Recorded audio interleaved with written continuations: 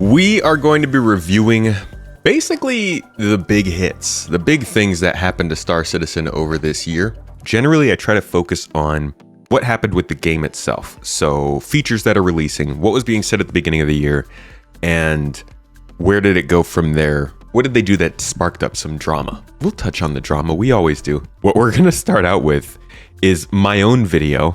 Like, I kind of got to do this, right? In general, I'm going to go ahead and put myself on blast. I put a video out in January of this year that says the year everything changes, and we're going to watch it and see how wrong or right I was. January of this year, so January 26th, and this is before CIG really talked about what was going to happen this year. This was essentially, I took the things we saw in the previous year and guessed at what we'd see this year. And I was right about some things and wrong about others. See how it went.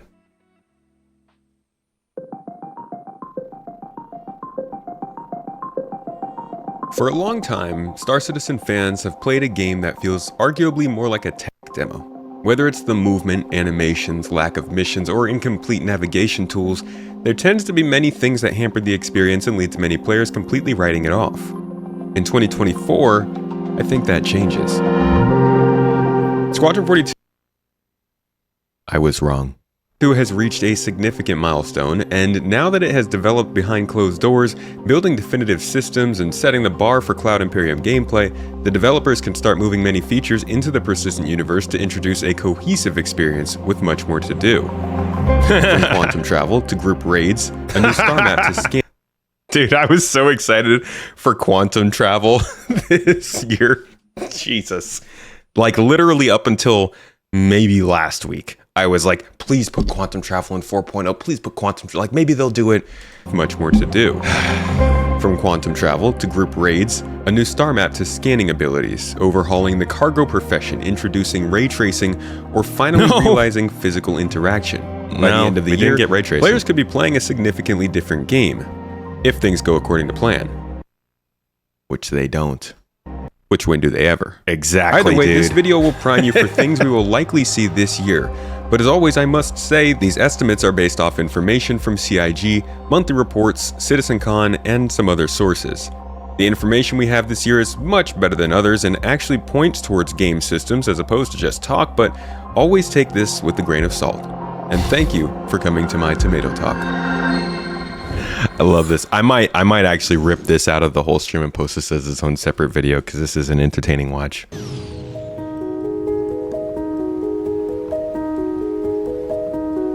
Yeah, I just want quantum boost, man.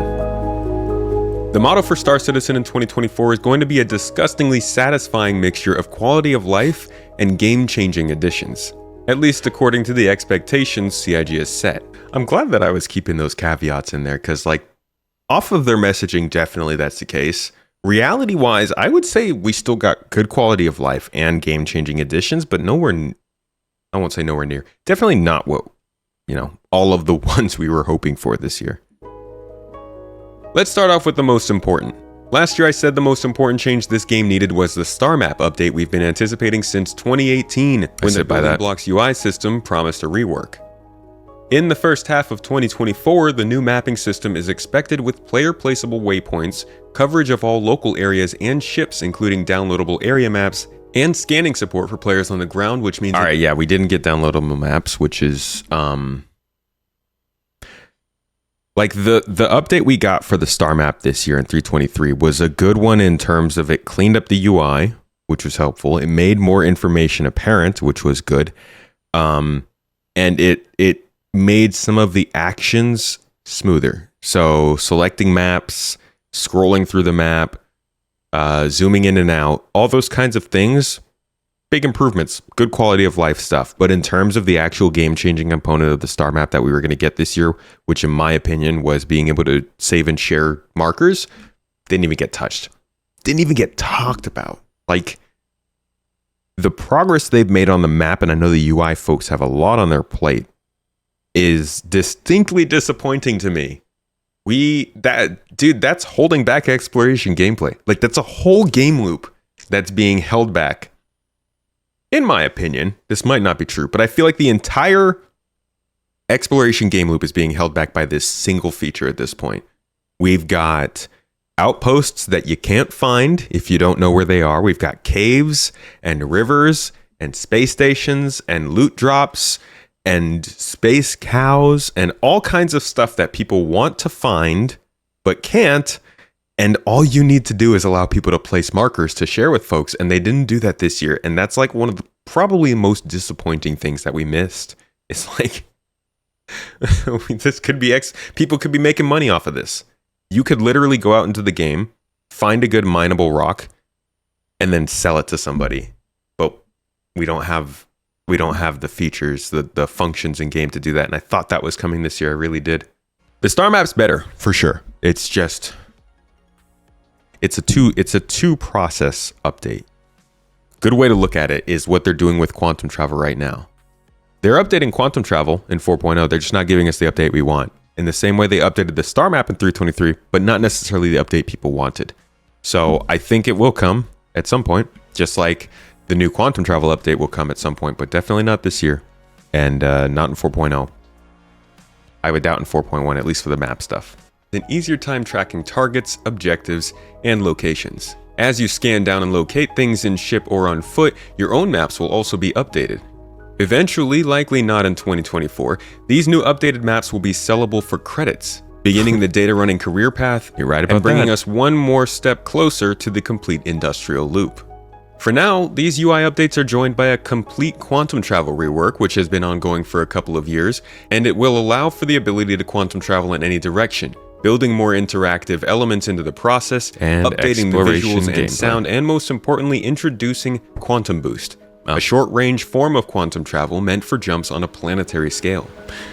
Yeah, that's also a big thing. Is I think I've noticed some people think Quantum Boost and operator modes are new to Star Citizen. Quantum Boost as a feature hasn't been in Star Citizen itself, but as a concept, we've known about it for quite some time. Operator modes we've been using since like 2020. Those first 5. Interaction is another place where Star Citizen will begin to catch up to the long-promised visions of those first 5 years of development. Since then, it's been in question just how much physical interaction would be retained in the game. Button presses, switch flips, handle pulls, wheel turns, door punches, even using your hands to navigate zero-G. There are plenty of physical, unique, and detailed animations planned for Star Citizen to add to that immersive and tactile feel they want the game to have. No doubt, this also works quite well with the eventual virtual reality implementation. But the game has always wanted to focus on a feeling of existing in this world even without virtual reality. In addition, we're also seeing sliding, better ladder controls, and better prone animations and controls as well. All of this is meant to allow for more freedom of movement in the player and more fluid animations in the game. To be quite honest, at the beginning of the year, this is the stuff I would have expected most likely to come in. Maybe not pushing the buttons, but definitely the prone and ladder changes. The f*** happened to those? But yeah, a lot of this interaction stuff did not happen. Mainly the interacting with things physically, which is definitely a Squadron 42 more squadron focused thing. It doesn't make that big of a difference, I think, to MMO players. The more hardcore people who are earlier on in the game are really into this and want to see it, and I understand why. But that didn't happen this year. All we really saw was the actual UI change. So the functional part changed when it came to interactions, but not the animation part. Definitely not sliding, not prone, and not ladder stuff. EVA did. We're also seeing animations updated, so the feeling of moving around the game should feel better as well. So we did see this. The default interaction system is also being reworked with the more prone stuff got in. I don't believe it did. I don't think we got like all of the fluid. All of this is meant to allow for more freedom of movement in the player and more fluid. Maybe. Can correct me if I'm wrong in the chat at any point, or in the comments if you're watching this after the fact. Need my corrections. It did get updated. Okay, so we got prone, but not ladder and not sliding stuff. Not all of it, but most of it. We'll say some of it then. We'll go with a little some of it. Slowly across different parts of the game, likely not all at once. It's also good to note that with these interaction improvements, we're also seeing animations updated, so the feeling of moving around the game should feel better as well. The default interaction system is also being reworked with a more controller and mouse and keyboard friendly feature set. A default action prompt will... This has been a key theme of the year, is people's unhappiness that controllers are a possible way to control the game. It's nothing new. It might be more it might be more in your face this year, but controller support for Star Citizen has been around since, controller-based menus, radial menus, been around since at least 2019. And the idea of supporting a controller in the game came out during the Kickstarter. So that's become more of a topic over this last year in terms of conversation, mainly because I think these menus popping up, but it's good to keep in mind, like, this game has always been focused on making sure all players can play this. It's not a console thing. You can plug controllers into PC. There's plenty of people who do that, specifically disabled people who can't play with a mouse and keyboard, like physically can't, need support for controllers. So this is still an important part of the game, and I'm glad to see that it took more of the main stage this year. Well, items communicating more information to the player than we get now, but this default action can be mapped to whatever the player needs. So if one player focuses on looting rather than equipping, every default action on a gun or armor could automatically throw it into your bag rather than picking it up. That was a nice change we got this year. Holding the button down will bring up a more accessible action wheel, rather than the current list. Also, a sneaky little addition to terminals is an auto center and adjust feature when interacting with screens. This basically confirms each kiosk will be full screen, like you'd expect, but you're still interacting with the actual physical screen, a la Prey. This adds a lot more consistency. All right, let's move on to the cargo stuff. Cargo hauling stuff. The cargo refactor saw its first update enter the game in March of 2023 with 3.18. Since then, we've seen a few more updates to the functionality, but not much progress on the background, the factions, missions, economy, and reputation surrounding space trucking. While 23 appeared to be the year of salvage, industrial gameplay as a whole is taking a step up in 24, starting with cargo. After several mentions throughout 2023, CitizenCon revealed new cargo-based factions, the Interstellar Trade Guild, the standard of cargo going forward including cargo types and value indicators, and of course, persistent hangars. Persistent hangars are the instant solution to permanent storage for all players, and they'll come with freight elevators, the de facto method for spawning vehicles, cargo equipment, and supplies going forward, which will require manual loading and unloading of ships. We'll cover all of this in more detail later, as there is a lot of needed context. Ultimately, our understanding of cargo hauling is being properly defined this year, from the manual loading and unloading of ships to the new mechanical trolleys that will help. The various locations that will offer cargo opportunities, the factions we can work with to unlock unique items and paints, the radioactive or temperature-controlled compartments we'll use for storage, or the very missions we'll be running, defined by cargo capacity and the destination of your goods. The separation of courier work or cargo hauling and trading will be more distinctive too, with lower risk, higher capacity missions being made available for players. There's a lot to unpack in cargo hauling that will undoubtedly change in Star Citizen in 24 that industrial players of all professions will likely benefit from. Okay, so the cargo changes actually happened as we expected. I think they missed a couple of things. I would say the biggest thing they missed there was the cargo specializations. So getting cargo that is, I'll show you the exact page, this kind of stuff. So like volatile, radioactive, quantum sensitive, fragility, getting these sort of properties added to cargo didn't really happen this year, which I think is, it's a miss, but I didn't expect that to get that deep this year. I just expected them to get like most of the basic missions in and maybe a couple advanced ones, but they didn't do anything really advanced wise for cargo. So we missed out on that. But from what I said here, that our idea of cargo, of interaction with boxes and commodities and supplies changing this year, that 100% happened. And we've seen both the excitement and also the annoyance at this. A lot of people have not liked the idea of carrying boxes, and a lot of people have enjoyed the idea. And to be quite honest, I think it's always been the case. It's always been the reality of the game, but this was definitely a big year in the sense that, like, finally, after 12 years of saying that you're going to do cargo in a certain way, it finally started to happen this year.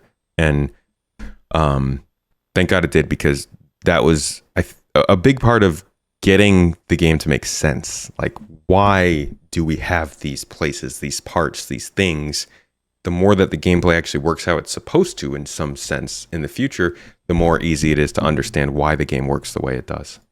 The FPS gameplay in Star Citizen suffers from jank. True jank. Jank. Looting, identifying targets, managing your inventory, and just generally enjoying the experience are all quite difficult in the current environment. One of the best additions to FPS gameplay slotted for 24 is the new looting UI. Rather than slowly selecting text targets on a dead body and inevitably missing the target twice before getting shot in the head, a new quick menu will allow you to move armor, weapons, consumables, and consolidate your resources as well. That consolidation of resources is played in big part by reloading and ammo management. Soon, we will be able to reload straight from our backpack for a slight time penalty. All this stuff got And you'll active. be able to quickly pool all your loose ammo into a single magazine when you've pressed that reload button a couple too many times. Weapon malfunctions will also take effect with wear and tear changing the visuals and performance of our items, possibly causing jams if you don't take care of your stuff. This was a weird one. The wear and tear of weapons was a really weird feature for me this year because it didn't get a single mention, not in a monthly report, not in a video, not in Star Citizen Live. In no way, shape, or form did wear or tear on weapons get mentioned in 2024. And correct me if I'm wrong, maybe I didn't see it, but from everything I've watched, this was a completely absent feature from this year for some reason. Don't know why. And performance of our items, possibly causing jams if you don't take care of your stuff. And sound effects across most weapons are also being improved. We have also started to see improved recoil. We did get the sound effects on our weapons. Effects in game, as well as better visuals when aiming. All of this was added. Sound effects. A dynamic crosshair that shows exactly where dynamic the bullet will crosshair land was for certain added. moments, new heat and charge style weaponry, and better FPS. We did not get AI heat and charge style to diversify the experience. And I don't think, like, maybe we got different AI, but I don't think they're differentiated enough or even run well enough for us to tell. So I'm not going to count that as being in. But all of these, like, additions to FPS combat that I'm going over here, besides the wear and tear, the looting menu, the crosshairs, the better iron sights, all of these things did get added, and I think that really improved the FPS experience. I'm not going to say it made it Call of Duty or Halo or something like that, but it made it a lot better than it used to be, in my opinion. Both the UI elements and also just the way it feels to do FPS, from not having, oh my god, the backpack reload is such a nice function. I mean, I'm definitely somebody who likes to try and prepare for the battle I'm going into, but if I run out of ammo midway through, it's so much better to just have a slow reload than to have to go into the freaking crappy backpack inventory and search through the guns and drag it onto my body and make sure that allows me to shoot my gun. That's like, these are the little quality of life features that I don't think make a big difference, so they're not worth mentioning. But when I'm going back over the things that changed throughout the year, I find FPS combat in Star Citizen so much better than it used to be, to the point where I will do it and expect to have fun now, as opposed to before when I would do it. And I'm just like, can we just get this over with? Like, between the AI not working and the guns not being fun and the whole experience just not being smooth, it was not fun. Now, the AI works somewhat, at least in 4.0, and I do have fun with the guns. I know a lot of people don't like this menu. Say what you will about it. It may have been an upgrade or a downgrade for you, but I do think this coming in this year improved the looting experience. And I'm sure that's a hot take, and I'm going to get sacrificed on the stake for it. But I personally do better looting with this than I do with going into the inventory and dragging and dropping things. And it might not be perfect. They probably need to improve this. But I basically never wanted to loot when I went and did bunker missions or something before. If I was doing a bunker, and a lot of you know this, you can go back and watch my streams on this YouTube channel, I would generally not pick stuff up when I was doing bunkers because I just didn't want to deal with the inventory system. This might not be the best looting screen I've ever used, but this at least gets me to start picking things up, which is good. I don't know what needs to be fixed with this, so they should listen to other people's feedback on it and not mine, but I think they're headed in a good direction in terms of FPS, and I think it definitely took a step up in 2024, better than it had in previous years. UI updates. What happened with the UI this year? But when it's bad, unresponsive, or inadequate for what it's meant to do, you can't stop noticing. Welcome, Shane, to both the stream and the Star Citizen community. Best of luck to you. Glad to have you with us. Yeah. We looked at the Starmap improvements coming this year already, and the map's scanning and radar additions are a huge step up as well. But the UI upgrades will also expand to the MobiGlass, pushing our in-game menu well past its current looks and capabilities. Dang, they didn't even come out and talk about the features that they said were coming this year that didn't. It would have been nice to get an update. We got the MobiGlass. The MobiGlass did happen. But FPS radar and scanning? What the heck happened to that? That and the wear and tear system, it's like they actually just did the Harry Potter thing where you pull the memory out of the brain and just leave it to float away.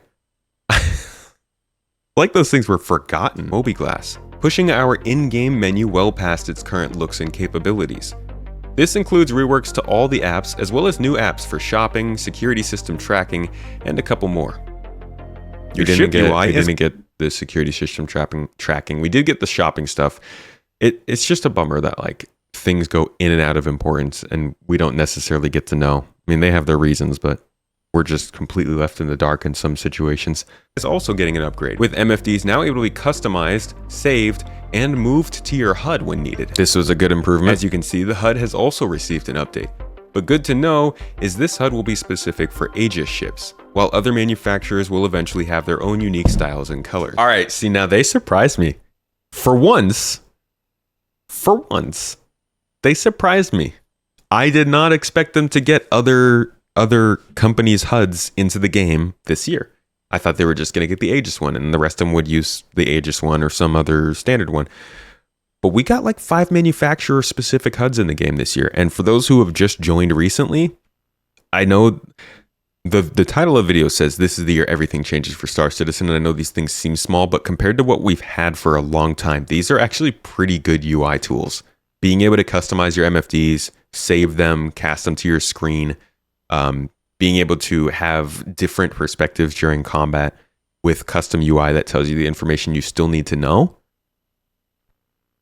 Having a HUD that makes a ship feel distinct. All these things maybe not be the biggest deal in the world, but they've definitely had an effect on Star Citizen this year, and I appreciate the ones that actually did come in.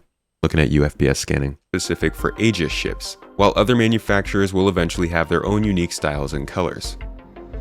One more small UI update we might be seeing is one to cargo boxes.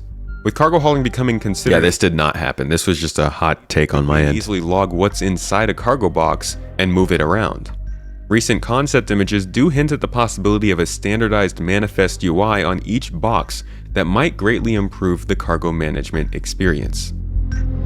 I don't know. I thought they were going to stick to a physicalized inventory screen instead of some random third person camera, but it seems like they're going with the latter. That was just something I thought might happen.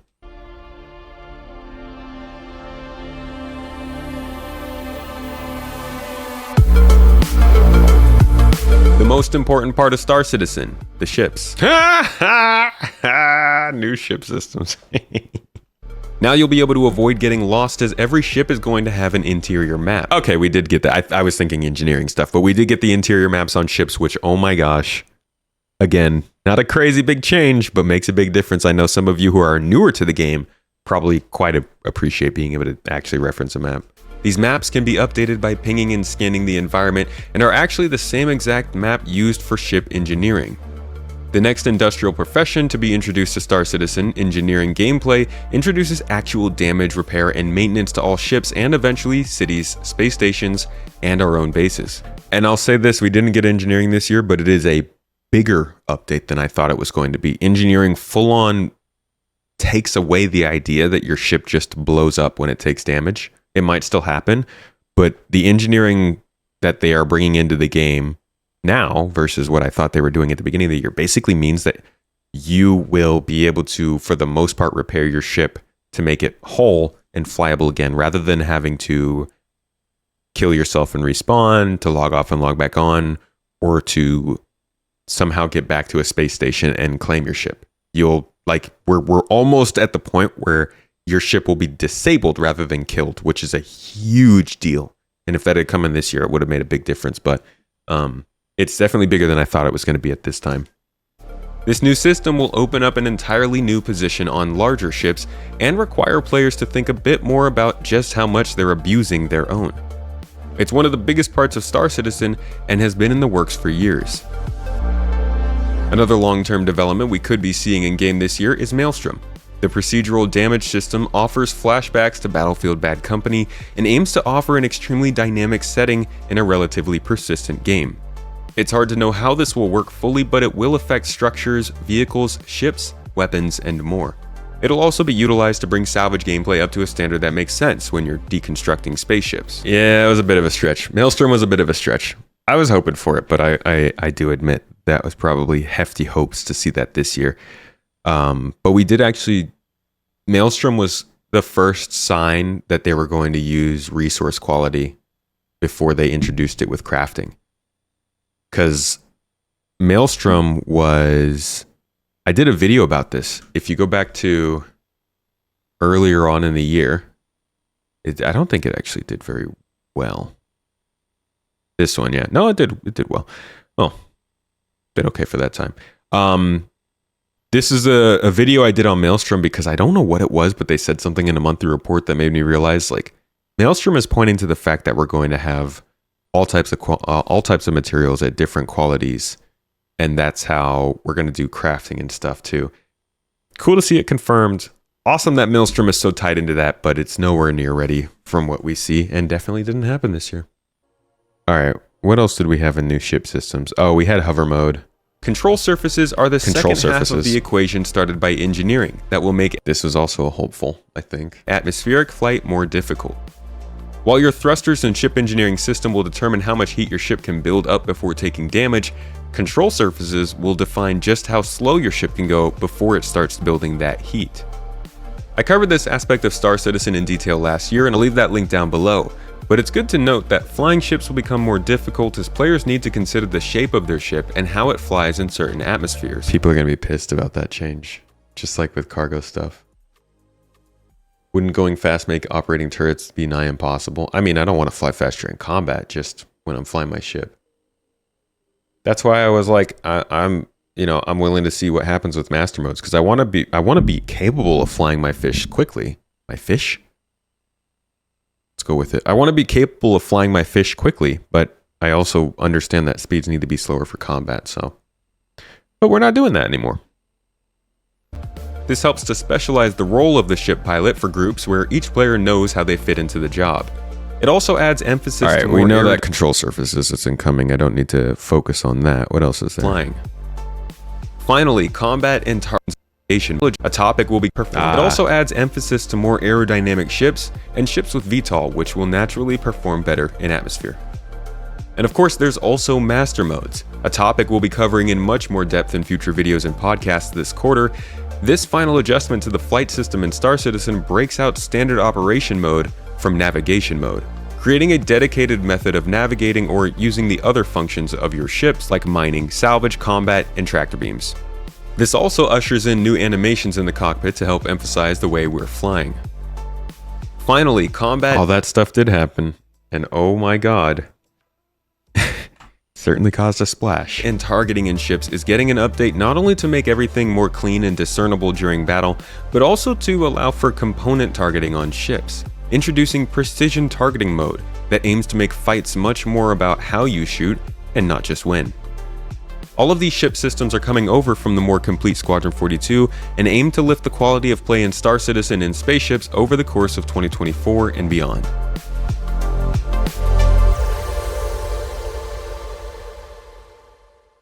So, flight systems changed quite a bit, but we were missing some pretty significant ones there.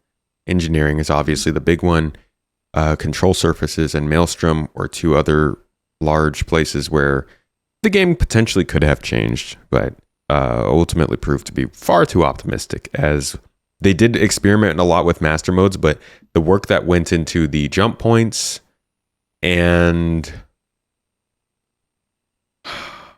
Actually, it was jump points and engineering that pulled work away from master modes this year, but even then, engineering still didn't get in. So ultimately, the ship system part of progress this year was, I think, fell quite a bit short of what it wanted to be, because even the parts that they did change, master modes, had to again reiterate at the end of the year in order to continue to support the game how they want it to.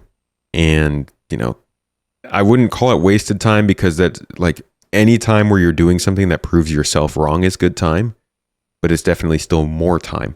And that means that whatever happens with the flight model now didn't have to go through what happened this year, but it did. And it will hopefully be better off this year. But I think that does mean that it just didn't make as much progress as we had hoped. And then there are the new missions. While many can get by on sandbox gameplay, many more prefer more narrative chops in their games. A couple reasons to pursue a goal or care about an objective. I can say that over the last 2 years, this game has gotten much better about delivering missions to players with old locations and new alike. But there's still a lot of work to be done in places like caves, derelict settlements, and even the UGFs. And while the mission features team has formed, grown, and seemingly solidified a system over the last couple years, we still haven't seen all the fruits of their labor. Not to mention, we're still hoping to see an update on mission givers sometime soon. But there are several places this could change in 24. First are mining missions, which will... Man, I don't know what the happened to mining missions. I wonder if they were scrapped. I don't know if I could go back to the time where they were referenced. I want to say it was like April, maybe, of 2023. Yeah, I think it's sometime in 2023 we heard about mining missions being worked on. And it was like... it was looking very likely that we were going to get something that miners could do and not have to be doing sandbox gameplay. There we go. With 3.18 Live, the narrative shifted back to work on the upcoming patch as well as ongoing development. This would have been for 3.19. They worked closely with the various design team owners to further develop mission text for several upcoming mission types, including salvage, which we got, investigation, which we have not gotten, mining, which we have not gotten, and some new ones that have yet to be announced, which I don't even know if we've gotten. I do wonder if these missions couldn't run in the current environment without server meshing.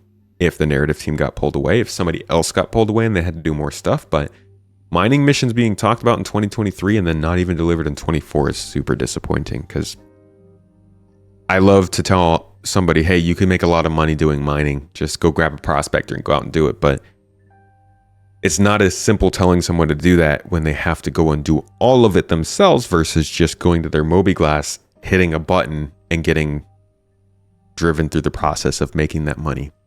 Will provide beginner and veteran-friendly packaged experiences of the 6-year-old industrial game loop for the first time ever. This is more significant than it seems, but nowhere near as major as cargo hauling, the true oldest industrial game loop, receiving the same treatment and more. Yeah, cargo hauling took definite steps up this year. This update is so long overdue, I've discussed it on my own podcast for 2 years and counting, and a lot of people are going to benefit from it. One of the more painful parts of Star Citizen has been the difficult to understand economy and cargo opportunities. This year, the company also aims to focus on the profession, combining cargo hauling and courier work, and providing trading opportunities with new levels of reputation, as we discussed earlier. And other missions are still on the way from last year's development as well, with the barge heist mission still nowhere to be seen, which still haven't seen the barge heist. Mission refactor, I guess? Requires players to infiltrate a hijacked barge in Crusader and alleviate the space of pirates, or maybe some valuable loot. We also know of steal and recover missions which utilize recent cargo refactor advancements. The new dynamic event, Blockade Runner, is still in the works after not being activated in-game last year. Bounty hunting is likely seeing an update this year that will— Oh no, you're so wrong, dude. It was like 2 months after this, they were like, yeah, we're not working on bounty hunting. Greatly expand those missions to include a tracking and restraining system of gameplay. And the big additions, distribution centers, look to usher in a new form of team-based gameplay for Star Citizen. What the company calls raids, which essentially act as extended FPS missions through facilities that require dropship pilots and gunners. So this was me not understanding just how big they were trying to make raids. I actually thought that these kinds of missions would basically be like what we do at distribution centers with just a little bit more loot and stuff. But when they say raids, I guess they mean like 1 to 2 hour, like closed segment sort of stuff they're talking about like in R-Corp. So I was way off about this one for sure. Combat medics, cargo handlers, security, and some unique combat scenarios. These look to be the first truly extensive FPS encounters in Star Citizen, and with the FPS improvements we spoke about earlier in this video, it's looking like a well-timed addition for 2024. Well, it would have been, Mr. Dumb Tomato Man. Base building, creature development, building interiors, new star systems. This is stuff not coming this year, right?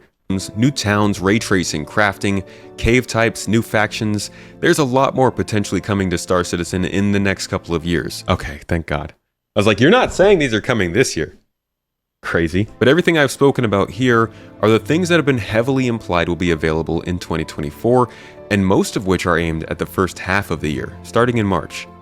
Whether all... That's actually true. A lot of the stuff that I talked about, because I specifically didn't mention server meshing during this video because I didn't know what was going on with that, but a lot of this stuff was targeted at the first half. Cargo stuff, inventory, kiosk, UIs. What else was targeted at the beginning? The looting stuff, the EVA stuff. Like, we're going to look at all this in a second at what was targeted towards the beginning of the year at the time I made this video. A decent amount of it was, and quite a bit of it did come in, but some of it lagged and didn't get in until the latter half of the year, and some of it didn't make it at all. All these features make it into the game or not is definitive. They all will not. But given the caliber of features and... Yeah, we knew. I mean, we knew.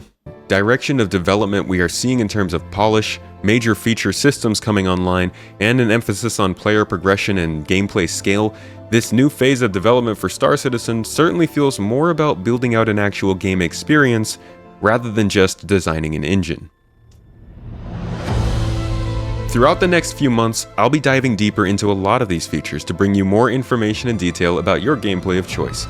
If you're interested in learning more about... Okay, the rest of this is just nonsense. Yeah, so it's been up or down year, but I'm not gonna lie. I think that, like, this is not the year everything changes. Okay, Space Tomato, you disgusting clickbaity little f***. Just deserve to burn. I would say this was the year that... This was probably the year of biggest change for Star Citizen we've seen in a while. Because while they've been updating regularly over time, they usually don't full-on tweak systems like cargo or flight or stuff like that. So it was definitely a year of change. It was not all the change we were looking for. It wasn't the change we wanted. And I don't think there was as much change as there could have been. They definitely ran into some problems. Specifically, it seems like with server meshing and or the database stuff related to that. But 2024, as we're about to go through, it still is an incredibly significant year for this game just because it seems like it started to find itself as a game. It was... It's been just sort of putting along for a long time, and we've had different levels of confidence, I would say, since 2017-ish, when they started to lay out their goals with 3.0 and server meshing and all that. Like, they were scooting along doing things, but it wasn't until I'd say 23 and 24 when it really felt like actual game systems that were making a difference started to be implemented. And they didn't make the biggest difference right now, but they've definitely switched things up. I mean, without PES, we weren't seeing salvage or cargo. And without server meshing, well, with server meshing, it seems we're going to see a lot more interaction amongst players. So that combined with the fact that, like, the UI, which was just not good for over half a decade, got updated. The interaction system finally got updated. There were some pretty good changes, but not enough to bring Star Citizen, I think, up to the quality level a lot of people were hoping for. And a lot of that comes down to stability, I imagine. So yeah, their first post last year, or this year, sorry, was This Week in Star Citizen, January 15th. Or no, sorry, it was the monthly report. This Week in Star Citizen, January 8th. Yeah. Here we go. This Week in Star Citizen, January 8th. What was the first thing going on? Okay, this week in Star Citizen, beginning of the year, they were starting out with the newsletter, talking about the Misreliant, monthly reports for November, December, Arena Commander game load schedule, and RSI newsletter. So as you can see in January, it's pretty quiet. Nothing really happening. We do get the Daymar Rally, which is a good time. I covered that last year. I will be covering it again this year. If you want to check that out, video is right here. And it was a pretty good time this year. I have some more interesting stories in my previous years, but I think this one really communicated the idea of how big the event is. It's a big event, and this year they will be testing it with server meshing. So we'll see how large events in Star Citizen go when they're on server mesh environments. This will be probably the best case against static server meshing, because we'll get to see that even in a server meshed environment, a lot of people in a small area still makes the game chug. If you guys want to check out that race or watch it this upcoming year, January 19th, I believe it is, I'll be streaming that live here on the channel. You can check it out. After that, first week, this was the first sign that this year might be a bit annoying. I think doing an in case you missed it sale is just not a great look. They've never done this before. There wasn't a previous year, but from, I want to say January like 15th or 19th or something, it was like half the game, half the month of January. They were basically like, here are the ships that came out last year. If you want to buy them again, check them out. And I don't feel, they don't need to do this. Maybe they did feel like they needed to do this for money wise, but I feel like this is just not a great look. Maybe instead just put out a video highlighting the ships, and then people can get excited for them and buy them at a later date. But making them re-available in January is a bit of a weird one. So after this sale in January, we move on. We started to hear a little bit more about the year ahead. Up until the end of January, we didn't know what was going on with Star Citizen really at all for the year. We kind of knew from CitizenCon what their plans were. And I actually had made, so the video we just watched, this one, where was it? Wherever it was, the one we just spent like 30 minutes watching, I made before this roadmap roundup came out. So at the end of January, we got, or at the beginning of February rather, we got a roadmap roundup that finally laid out the at least first update for the year. What we see on this release view, remember, first of the year, was that we would be getting, let's see, all of these cards, hold on. Testing continues to be important. This release will remain fluid in regards to timing as edge cases are solved and performance is optimized. With this published, we're moving this card to the Alpha 3.23 column, but keep an eye on Spectrum and the tech preview channel for the latest on the replication layer. So replication layer update came this year. I didn't realize that. I didn't realize replication layer came this year. I thought that was 2023. It's just that long-term scabbing over the brain. The following card has been added to release view, targeting a release in Alpha 322. Okay, yeah, so they're still talking about the 322.1, 322.2 updates here. This year was long. All right, so the Arena Commander Gravlev Racing was added in 322. That was kind of fun to test, but I haven't seen anybody really using it regularly. Granted, I think Arena Commander will be more common once the PU becomes more of a actual PU kind of sim space and less of a let's just go get killed and respawn kind of space. Just like never forget, the Arena Commander is always there. Whenever the PU becomes too much of, oh, I've got to get ready, I've got to go pick up my gun to go shoot, I've got to fly somewhere to go fight somebody, I got to do this and that, just remember Arena Commander will exist. It does exist. And they're adding PvE modes. So like, they want to support that gameplay. They just don't want to, they don't want to sacrifice the experiences of the PU for it. Unfortunately, they did not all make it into 323, as we will see as we go throughout the year. 324 became a thing. So remember at this time, in the beginning of the year, 324 was not a thing. We thought it was going to be 323. And then maybe another poll or another, maybe another update, but then 4.0 we were expecting by this summer.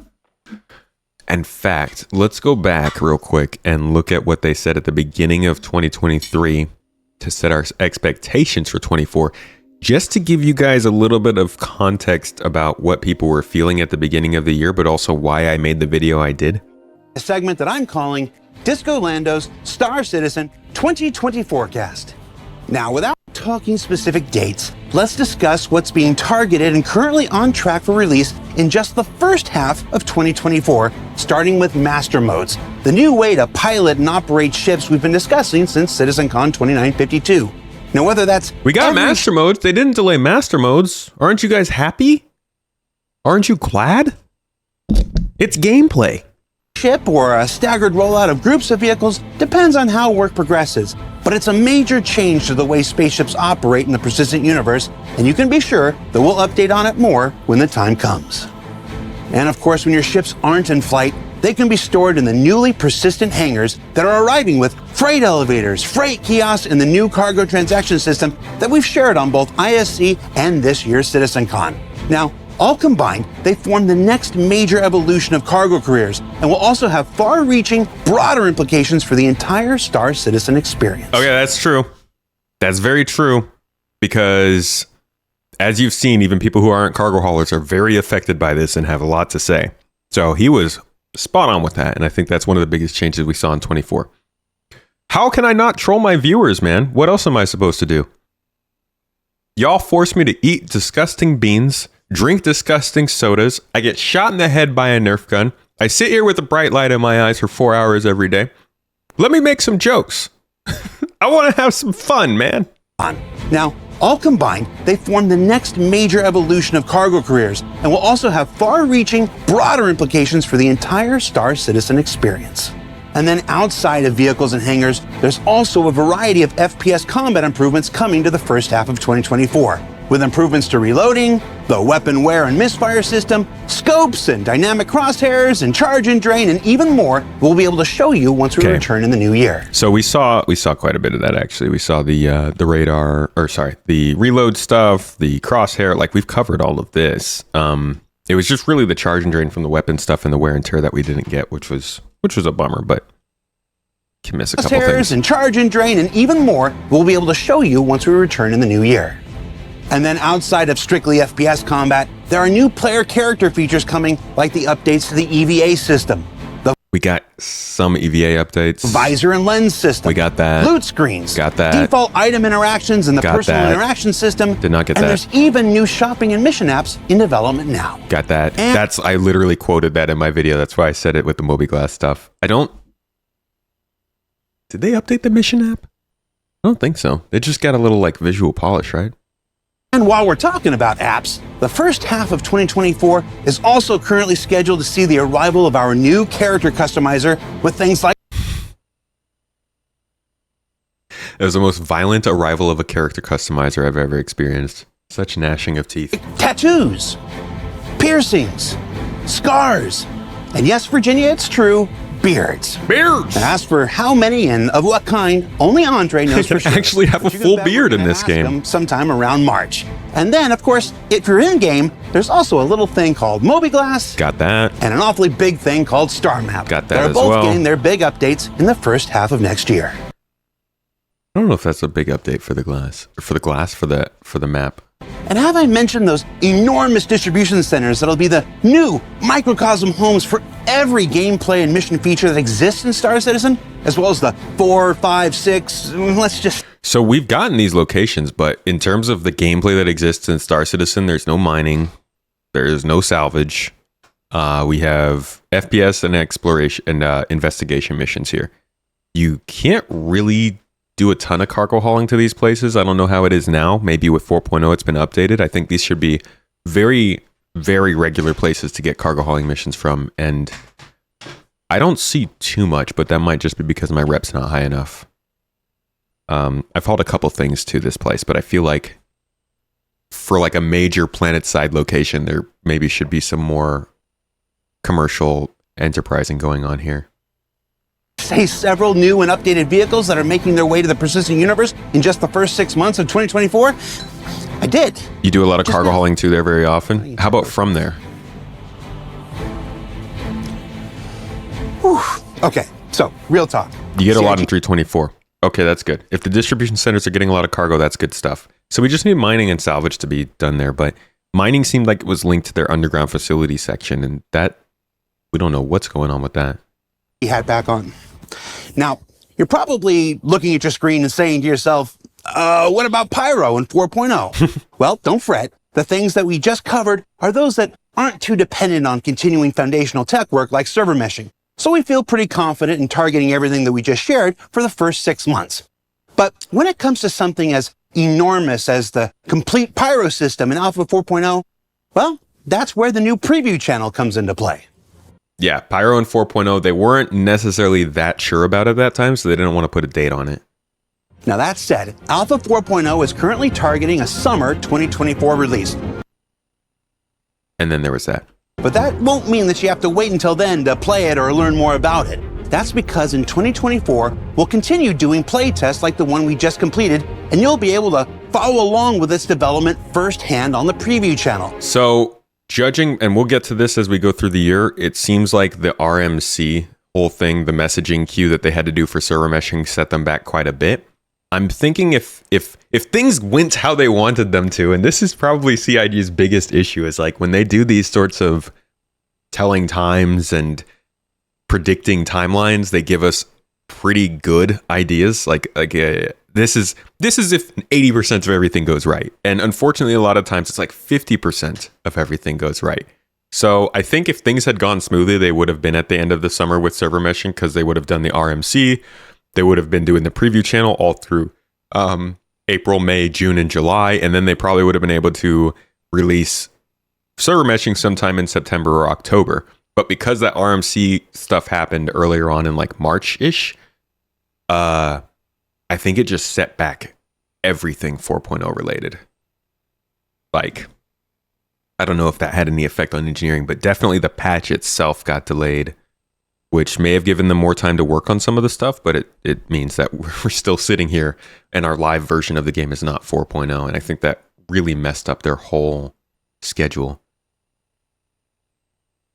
Yeah, their targeting is very optimistic, and I think that's their biggest downfall, is anytime they target stuff. And it's been years too that they've known this, we've known this, we've all acknowledged it, like things will slip, but for some reason, still very optimistic timetables. So that's why we're like, just don't give us a date. That's why they came out at CitizenCon this year and they were like, we're just not going to tell you when any of this stuff is coming. They named like 2 things, 12 to 18 months. Everything else, they're like, someday. That's the planets, moons, space stations, settlements, and outlaw lifestyle that comes within the Pyro system, but also an entire host of additional new features, content, and quality of life improvements like, fully functional jump points, the new quantum travel system, new vehicle HUD and MFD work, resource management, hacking, and much, much more. I think we only got the resource management in the preview channel. Maybe we got jump points at some point, but we did not get the quantum travel rework and we didn't get hacking. And I think those two were really a bummer. Hacking, not so much, but the quantum travel rework was a huge bummer this year. Not getting.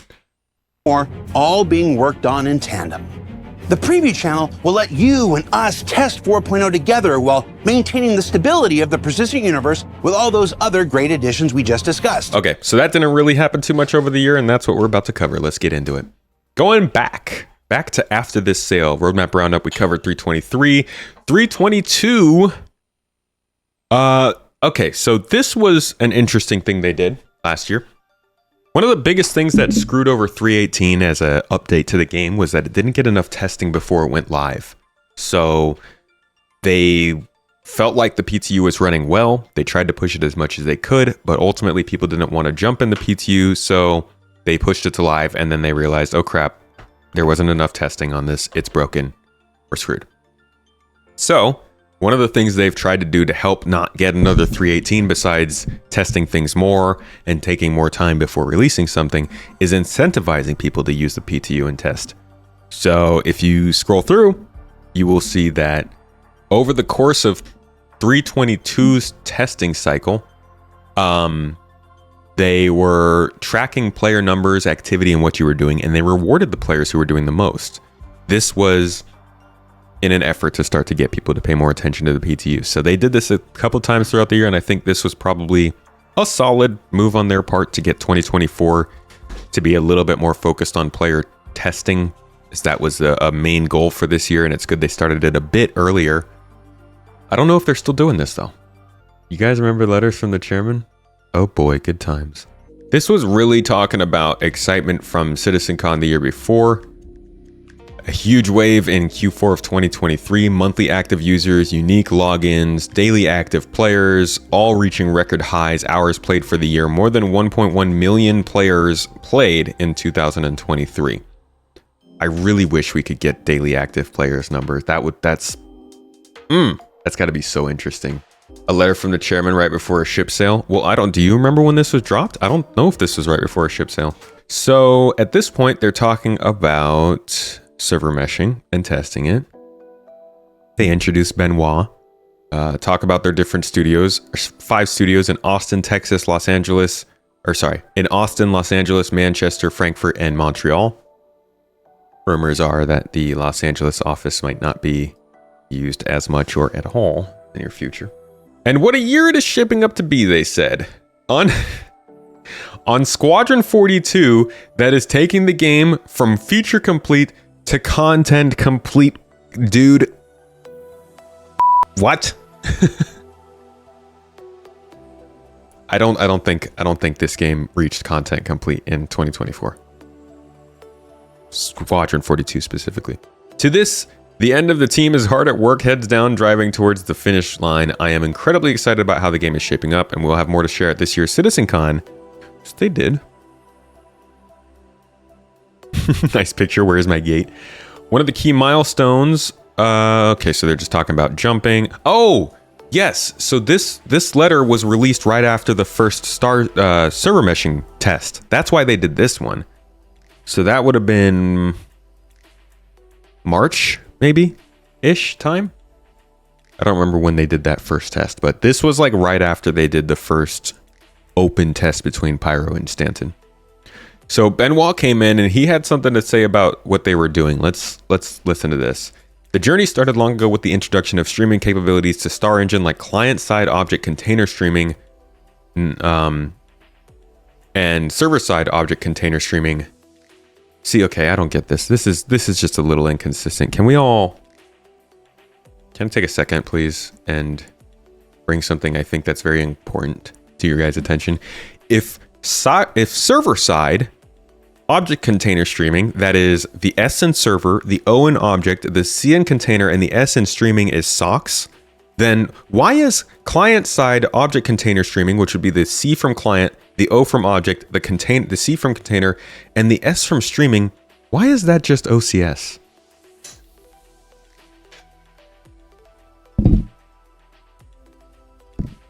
What are you trying to avoid, CIG? Why aren't you naming consistently?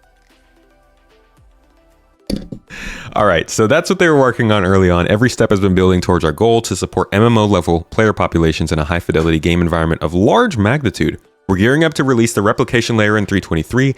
This is a big deal. It's the foundation we build the mesh on. As a player, you should perceive this specifically when dealing with server crashes, as those will no longer cause immediate disconnections, but gracefully recover, allowing you to continue to play. That's another thing we got this year. Crash recovery was this year. Man, I think so much stuff was the year prior. Crash recovery ain't perfect, all right? It doesn't work all the time. But the amount of times that we are in like a large group who has just spent the last 30 to 40 minutes getting something together and we start like flying away. And then the game crashes. and we're like, okay, we'll just set the event back an hour. Like, there's a difference between starting the game, playing as a solo player, and like going through a mission and crashing and losing your progress. That sucks, okay? Absolutely, it sucks. And we need that to be fixed for sure. But when you're like organizing stuff in this game and you go through a crash recovery and it just pauses you for a bit, but all the ships and the items and the weapons and the setup that you've all done between you and the 20 other people who are struggling to all get on the same server at the same time and not fall or drop out of each other's ship or anything like that, and then it doesn't go away, is just so nice. And like, I certainly hope that sometime 5 to 10 years from now, we can look back and be like, oh, back in my f***ing day, we crashes were more consistent than the ship sails. Like, I would love to be able to do that. Because it's so funny to just celebrate that the fact that like our servers can crash now and we don't get kicked out of the game. Oh, thank God our game just pauses for a minute. He said, hey, we're not hitting pause here. They're charging full steam ahead towards launching our first multi-server mesh in 4.0. For this, multiple servers work together to simulate parts of the universe. As a player, this will enable you to visit Pyro through the jump gate, where the jump tunnels transition seamlessly between game servers. Game Shards will also host more players, so you should encounter more friends or foes along the way. This will mark a new beginning for our game architecture. In the coming weeks and months, get ready for our more technical preview tests with various mesh configurations. That is, multiple game servers per solar system and seamless transitions without gates. We're talking about layouts where servers are dedicated to entire planets or moons. Others focus solely on landing zones or other key locations with plenty of higher player count experiments. They've been experimenting, but again, it does seem like all this kind of stuff he was saying in March was the stuff he probably wanted to do with like April, May, June, and got pushed back to September and October. So they had released the Star Engine trailer recently before this, while we recognize there is no definitive line in an MMO, and that we will always be adding new features and content for many, many years. Star Citizen 1.0 is what we consider the features and content set to represent commercial release. I think this is the first time they mentioned. Is this the first time they ever mentioned the term Star Citizen 1.0? Was in this letter? So yeah, we started to hear about Star Citizen 1.0 during this, and I would love to hear what you guys think either in chat, if you're still watching here. In fact, where are we in the video? We're probably like 40, 30 minutes, less than that, 20, 30 minutes into the actual video. Leave a comment down below if you're still in here. I want to hear your thoughts on if you think it was a good or bad idea that they started bringing up Star Citizen 1.0 this year. Now that we've gotten through the whole year, because back then, people were like 1.0, we don't even have 4.0. What's the point of talking about that? Then we got to CitizenCon and they kind of explained that like we want to set a long-term goal and we want you guys to understand where this game's headed. They've gotten the chance to explain why they're talking about Star Citizen 1.0, but what do you guys think? I see Scott in chat already saying it's the end, the beginning of the end, the humanity. So what also happened in the beginning of this year, and I know Citizen Scott's going to have plenty to say about this, was that they made a big announcement that was already fairly obvious to most people following the game. Richard Tyrer is taking a bigger role in the company. He was already the person who kind of split things off and focused on getting Squadron 42 completed a few years ago.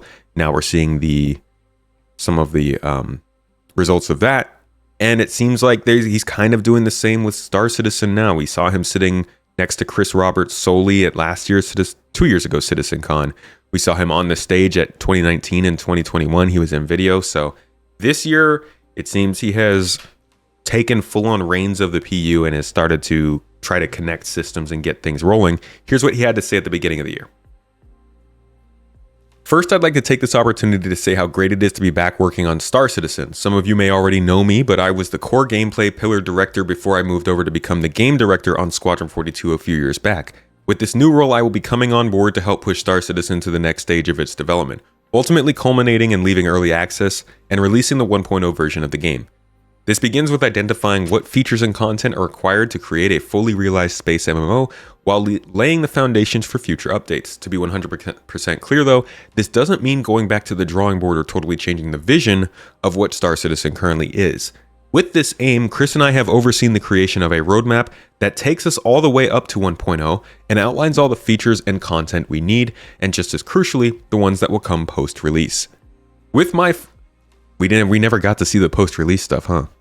With my role now overseeing both projects with Chris, and the fact that Squadron 42 has hit its feature complete milestone, it has provided an opportunity to reshuffle the teams. This should see a large contingent of gameplay teams, now coming back to focus on SC. We've also taken the opportunity to move away from heavily specialized teams like actor feature and vehicle feature to more generic gameplay teams that should allow us to be a lot more flexible and shoulder some of the heavier burdens that these teams used to carry. two things about this paragraph. First, this idea that a large level of gameplay teams would come back to focus on SC seems to have not worked as well as they wanted.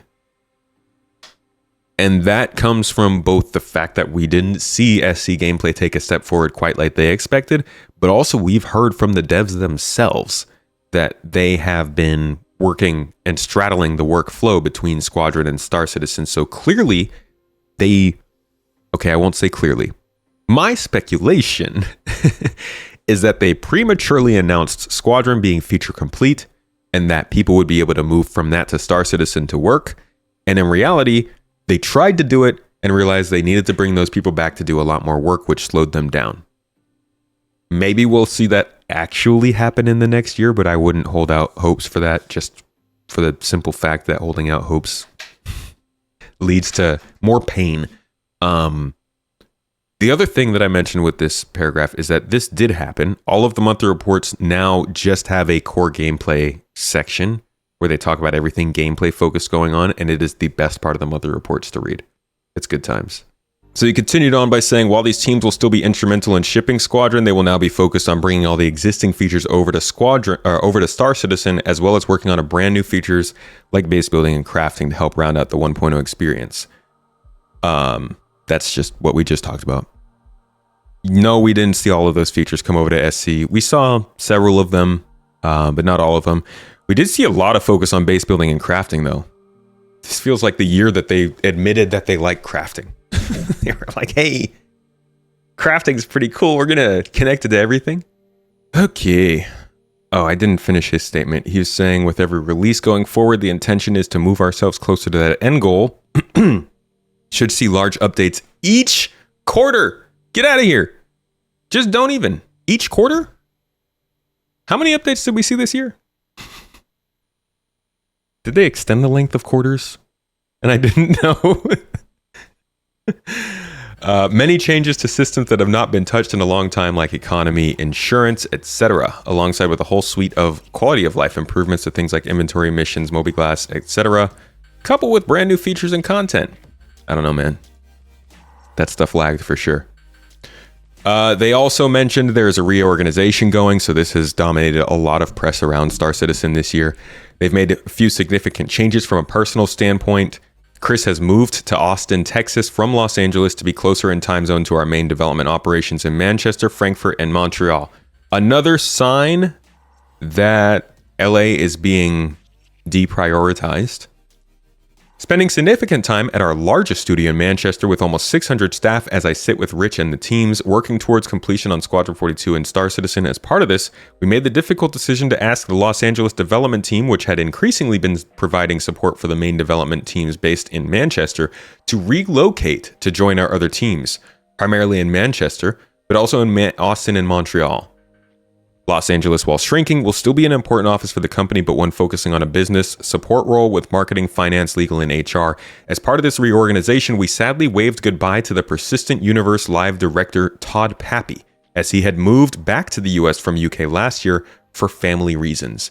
And after much soul searching, I determined that we cannot afford to have this role remote from the main team in Manchester for a good portion of the year. It is a sad moment, as Todd worked diligently for the last 9 years on Star Citizen, making many important contributions and providing excellent leadership of his teams. I wish him the best of luck and look forward to seeing what he does next. I'm not going to lie, I don't know if we'll ever find out the details of these reorganizations or Todd Pappy or whatever happened there. I'd be interested in it though.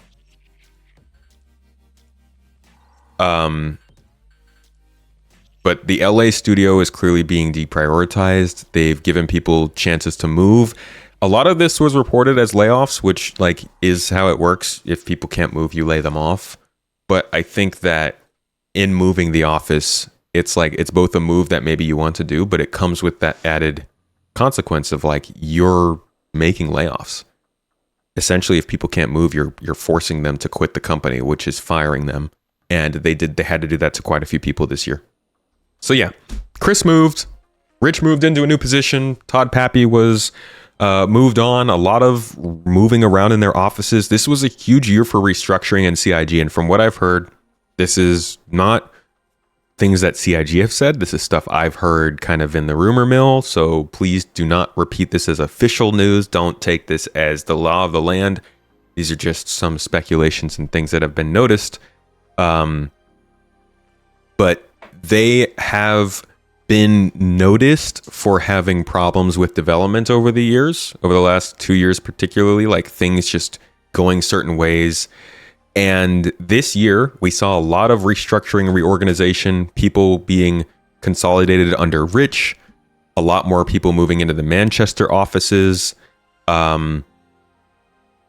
These movements were part of CIG confronting the criticism that they've had about their management style, about their inability to make progress in certain areas, or their possible practices in inefficiencies. It's not to say that like this isn't ringing the bells or anything for alarms, but I just think it's important to know that you can complain about problems a whole bunch and tell somebody to fix those problems. But when somebody goes and makes the hard moves to fix those problems, it's worth noticing that they are trying to be fixed, as opposed, like I've seen a lot of people's takes be like, oh, they've done all this terrible stuff all this time, they haven't been able to do anything, and then they make these layoffs and start restructuring the company, and people are like, oh, they're failing, it's getting even worse, when in reality, that might be them making progress towards fixing the problems that were causing issues before. And I don't know if that's true or not. I'm sure some people would say, oh yeah, we've seen a much better uptick in real features being delivered this year. Some people would say it's gotten worse. Now they're overpromising or they're simplifying the game.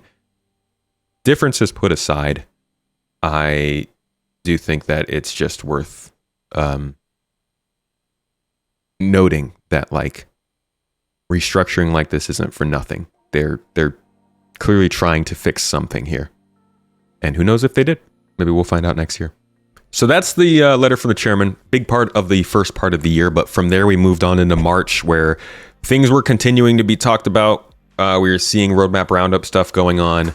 The new character customizer was coming up, which we'll talk about soon. Reputation was on the progress tracker, which still, I don't know if anybody in chat can confirm. I still don't know if this is working as it's supposed to. They say that you can affect your long-term standing with in-game organizations, such as reducing reputation for killing a member of that faction. AI belonging to a certain faction will react differently based on their reputation to you. Being an ally provides the player benefits such as more generous friendly fire thresholds and providing medical aid. Being an enemy will mean harsher friendly fire thresholds and may result in attack on sight. Lawful organizations will not attack on sight as long as they're in a monitored zone, whereas unlawful factions will attack on sight no matter what. So, dude, I think I missed that the first time. Yeah, are they telling me that even if I have high reputation with a gang, they'll still attack me? That's not what that means, right? That can't be right. This is the foundation which allows players to become allies with in-world criminal factions and enables places like Grimhex to enforce their own law. Yeah, so you can't become an ally with a criminal faction that's going to shoot you no matter what. I think that's just a little bit of a weird way they've put it, but have you guys noticed this? All right, so they also talked about dynamic crosshair. This was, I think, a bigger moment for the game than what the crosshair represents, because if I'm not mistaken, this was the very first instance in Star Citizen where you could use armor to get a hand up on somebody else, which means that armor starts to be, well, besides the like protection and carrying capacities of armor, dynamic crosshair was the first time they allowed a piece of armor to affect your progression through some kind of unique quality. We saw this during CitizenCon. They want to have armors that allow you to like upgrade and progress without unlocking skill points for your player. The first one was the dynamic crosshair and helmets. So good addition, bigger deal than it was, but still not a huge deal, especially not for people who don't care about combat.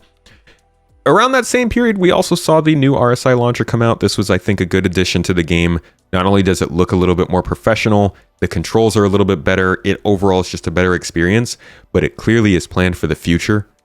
With the tab for games, you can see Squadron 42 is going to fit here. And this was the first real launcher upgrade we got since 3.0. Once again, another thing changing in 2024 that changed in 2018. We got the, what do they call it? The Delta Patcher at one point, which allowed us to lessen the size of patches. But as far as an overall functionality focused update goes, we got a new launcher this year, which was nice. Not huge, but nice. We also saw Overdrive Initiative this year. I don't remember if this first started in December of 2023. I think this was the first run of it in the beginning of 2024. But this was like their first time trying to... Was it their first time? Overdrive Initiative. Yeah, I believe this was their first time trying to create missions that had stages so you could do them over time and complete them throughout a couple of weeks. I think this is a good model, but it's got some work that needs to be done. Biggest one being the game needs to run well. They started doing a different type of global event this year, and they've continued it now with Save Stanton. So a new evolution to global events in 2024 might not feel like a big deal now, but I think in years' time we could be looking back on when we used to do Jumptown and Xenothreat and Siege of Orison, and then we will think about 2024 when it went from being Xenothreat to Operation Overdrive, when it went from being, I don't know, Blockade Runner to Save Stanton. And maybe we'll even get some longer played out version of this for Jumptown too. But overall, this was a chance for them to release a new type of global event for people to take part in, and I think this was really good for groups. I don't know how players who like to play solo found it. I think I jumped in a couple times as a solo player and had a good time, but in terms of if you can have a group of friends or somebody you group up with, these events were pretty solid for that. Our first live show that we're going to cover today was Star Citizen Live. Shortly after that, I think this was late March or early April. You were taunting everybody. This was May. Wow, we just jumped a little bit, didn't we? Okay, we're going a little bit out of order here. I think this should be over here. But there are a couple bits of info that I want to go over anyways during this. Let's talk about economy, because you guys were talking about that. Here's what they were saying about economy towards the beginning of the year. Economy updates have been few and far between for the persistent universe. It's I think a lot of the easy criticism of stuff in the PU has been the economy. We know that there are some economy updates coming in 3.23, but we haven't really fully discussed those. So what can you tell us about what's happening in 3.23? So we wanted to basically review a bunch of our major items in the game, so looking at like armor, weapons, ships, and basically start to apply more logic to why they are being priced that way. So we started with the weapons and armor basically. So we started looking at things like applying value to different aspects of them. So like looking at pure size and just going, associating a rough material cost with a pistol is obviously going to be less material cost than a bigger rifle or a shotgun or something that's a bit chunkier. So obviously there is a weight of value associated with that. Then also looking at things like manufacturers, because manufacturers have some of them have like a manufacturing quality associated with them or a prestige. Looking at the different tech levels, we've got some kind of very basic ballistic weapons, and we've got some very advanced like, electron or like laser weapons that are going to be, a manufacturing cost associated with them. So people can go in and go to the shop and go like, look at the different weapons against each other and go, oh, okay, this makes logical sense because this is rarer, or this looks more expensive and feels more expensive to use. And we did the same thing with the armor too. Then we started looking at some of the bigger ticket items like our ships. So again, we applied very, very similar logic to those where we kind of go like, okay, let's look at the size, let's look at how they're being used. Are they used to make money? Because if you think about a commercial vehicle in the real world, typically they cost more because you're going to be able to make money with them. And then looking at manufacturers, quality, is it a luxury ship? That then applies more value to as well. And then obviously weighing that up against the actual prices that, you're paying real money for as well. And and making sure that there's an association with them there as well. And that also kind of allowed us to like look at a lot of the outliers that we had previously and kind of go, oh, okay, some of them are sitting way far above everything else for some reason, and some of them are sitting way far below everything else. So it's kind of just been a way of leveling it out, applying logic to a lot of that stuff as well. A lot of things to say about the economy, but it looks like he's about to sneeze. Sorry about that, John. I don't actually know if I can't remember if there were big economy changes in 3.23, but economy has been a big topic this year. And while we've seen it made progress this year, specifically 4.0 seems like a really big jump for the economy. We've seen more changes in the economy than any year prior. And I feel like that's something we can say for a lot of things that have to do with 4.0. We've seen more this year than other years, but it's not what we were expecting. Our expectations were set even higher than that, and they fell short of those expectations, which still found us doing better, I think, than other years, but not quite as good as what we were hoping for or expecting.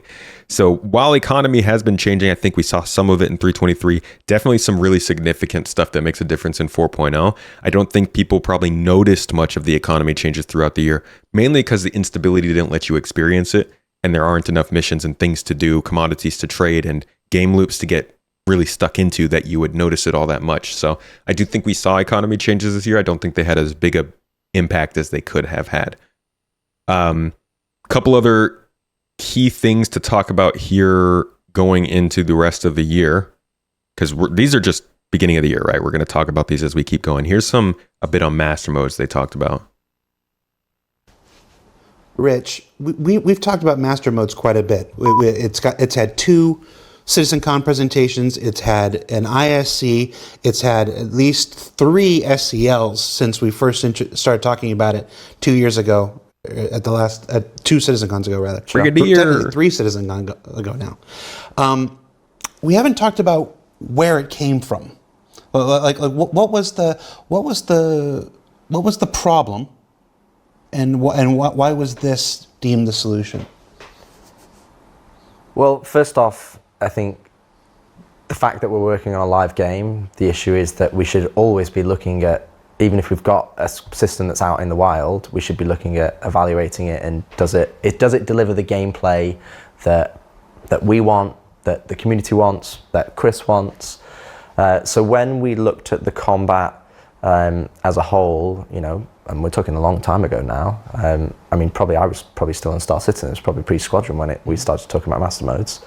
A lot of the combat that we saw across the broad spectrum of the community, not just the new players and not just the very well experienced players, but the broad spectrum, basically became jousting.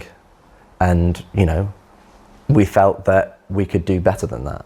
Now, I know that there's a lot of discussion points around master modes where we're talking about lowering the ceiling cap. And, that was never the intention. That's not our inspiration. Our intention really is to try and create a system that is fair to use for all players, that allows players to come on and still feel like they can engage in the game and compete, but still reward the very best pilots. And, master modes is, the iteration that it is today, it's been through probably 20, 25 iterations of different tweaks and changes, and we want to try this and we want to try this. And even the iteration that we're going live with in 3.23, that's not the end, that's just the beginning of that process. We will put it live, I already had a meeting literally this morning to discuss with Yogi about spool times between SCM and nav, or what are we going to do with snub fighters that don't have a quantum drive? Do they have a nav mode? And I was like, well, yeah, they should do. So, I am genuinely interested in finding out how many games make huge design decisions within a year or two of their release. Because I know it happens. I know this isn't just a Star Citizen thing. I forget what game it was I was following. It came out mid-2000s. I'm pretty sure it was a AAA RPG, but not like a big headline maker. And I remember them saying something. It was in their design. It was a no-clip documentary. They were talking about the design of their game, and they pulled something out that was almost one of the biggest perks of the game itself. They had to remove it from the combat system because they couldn't balance it or something. They had 8 months left in development, and the game came out, and it did well. I can't remember what it is. I wish I could. But it's just crazy that you will have an idea or a vision in mind, and you will just do everything you can to push it. And at some point you have to make the call of we can't do this. We got to pull this out. I struggle with that a lot. I can recognize when something might not be working, but I really struggle with the whole, we got to start over. Oh my God. That was the worst thing for me when I used to do Legos. If I got to the point where I realized I'd missed a step on Legos back when I was a kid, I'd just be like, okay, I'll do this another day. Let's put this down. Right. Yeah. Cyberpunk was like that, wasn't it? Oh my God. I remember Cyberpunk had, y'all remember what you would do when you'd hack into a person in Cyberpunk? They showed us in the demo and then it was removed in the game. It was like this crazy thing where you drop down into like their subconscious and then you'd hack into the system linked to them that they're like patrolling, so you could hack other people by hacking them. They kind of included that, but yeah, they changed the wall running stuff. I guess it happens.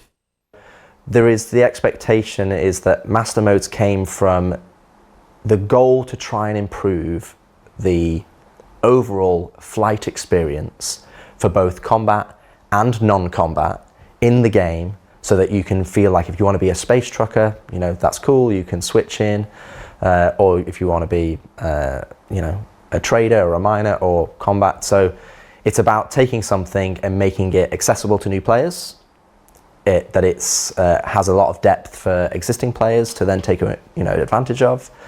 And, you know, really that was the inspiration. There's never really a moment in time where you start going, this is a problem, we just need to fix it. It's more about you evaluate these systems over a longer period of time and then start to think of solutions about how to improve it. And then those solutions grow and grow into a new system that you go. And they're still working on that system, that's for sure. So they were talking about master modes for sure at the beginning of the year. I mean, it was coming in with 3.23, which was a big opportunity for them. There's one other thing that I want to highlight in that video. Actually, I clicked away. One other thing they talked about early in the year in this specific Star Citizen Live that I think is worth looking at, because it kind of set the stage for a lot of other explorations, people, like just general expectations people were setting based on what they were saying. So here's one last one about logging out and logging in.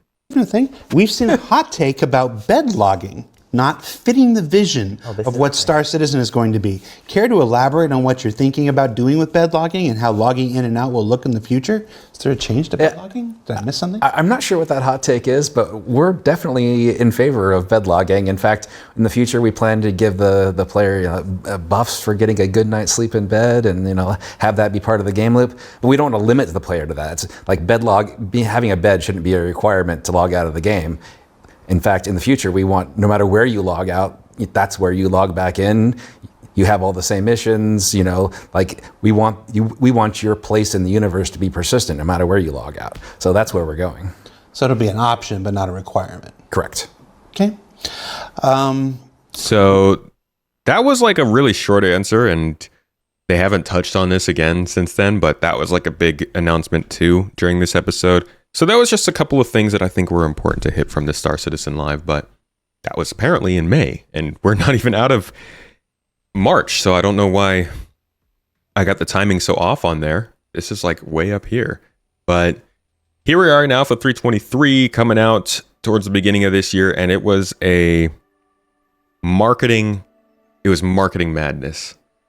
This whole release, they had so much pent up on this to push the game, and the community was so freaking ready. So ready to just take Star Citizen and run with it, starting with 323. The changes they were showing looked like they were going to make the game easier to play. The direction they were showing felt like they were getting more into kind of like polish and regular feature additions. The hype they had set with CitizenCon was great. And then it came out, and it did have things that made differences, but as far as the central gameplay went, it was the same Star Citizen. And on top of that, game performance was degrading. There wasn't really enough new here to capitalize on the hype set from the year prior. People were not very excited about the flight model, and there was like quite a bit of just instability and mission problems going on. And this was the beginning of a lot of, I think, a less activity for people throughout the year. But yeah, this was not the easiest patch for people to jump into. Here's the trailer they released for it. Like I said, heavily marketing focused. I think the last few trailers, but specifically 323, is much more of a game trailer than it was like an update or patch notes trailer like these patch trailers on YouTube used to be. Here it is.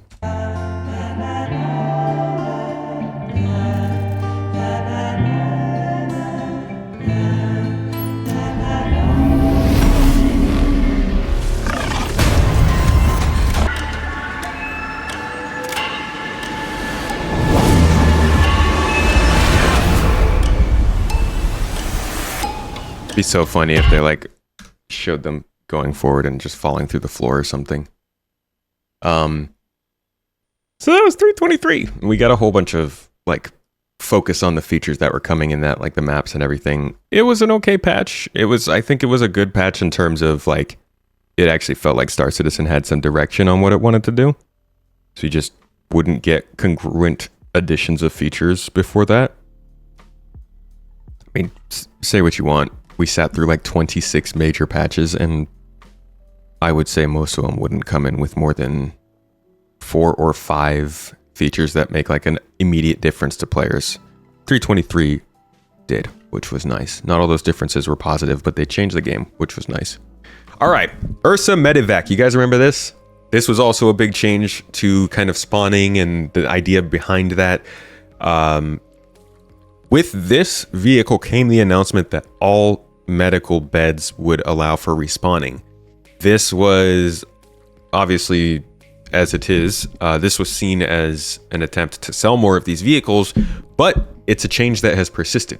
So whether or not it was an attempt to sell these vehicles, the consequences and benefits of that remain. So you can spawn in any medical bed, which is a big change. They are limited by distance, but it does, if it stays that way, diminish some of the importance of having those larger medical beds. However, the way that these work based on resources required for respawning and the limitations that you can do in terms of medical, or even just how much medical gameplay is going to expand on its own, could still make a big difference when it comes to medical beds. So they could be making respawning easier, they could be adding more complications to the action of respawning, or they could just be overall making it an easier thing across the board and not making big changes. We don't know how they're going to follow this up, but this was a big change to the game. Another one that really just flipped people's ideas of Star Citizen on its head as far as the main systems go. And I believe the medical system and respawning has been around since 3.15, so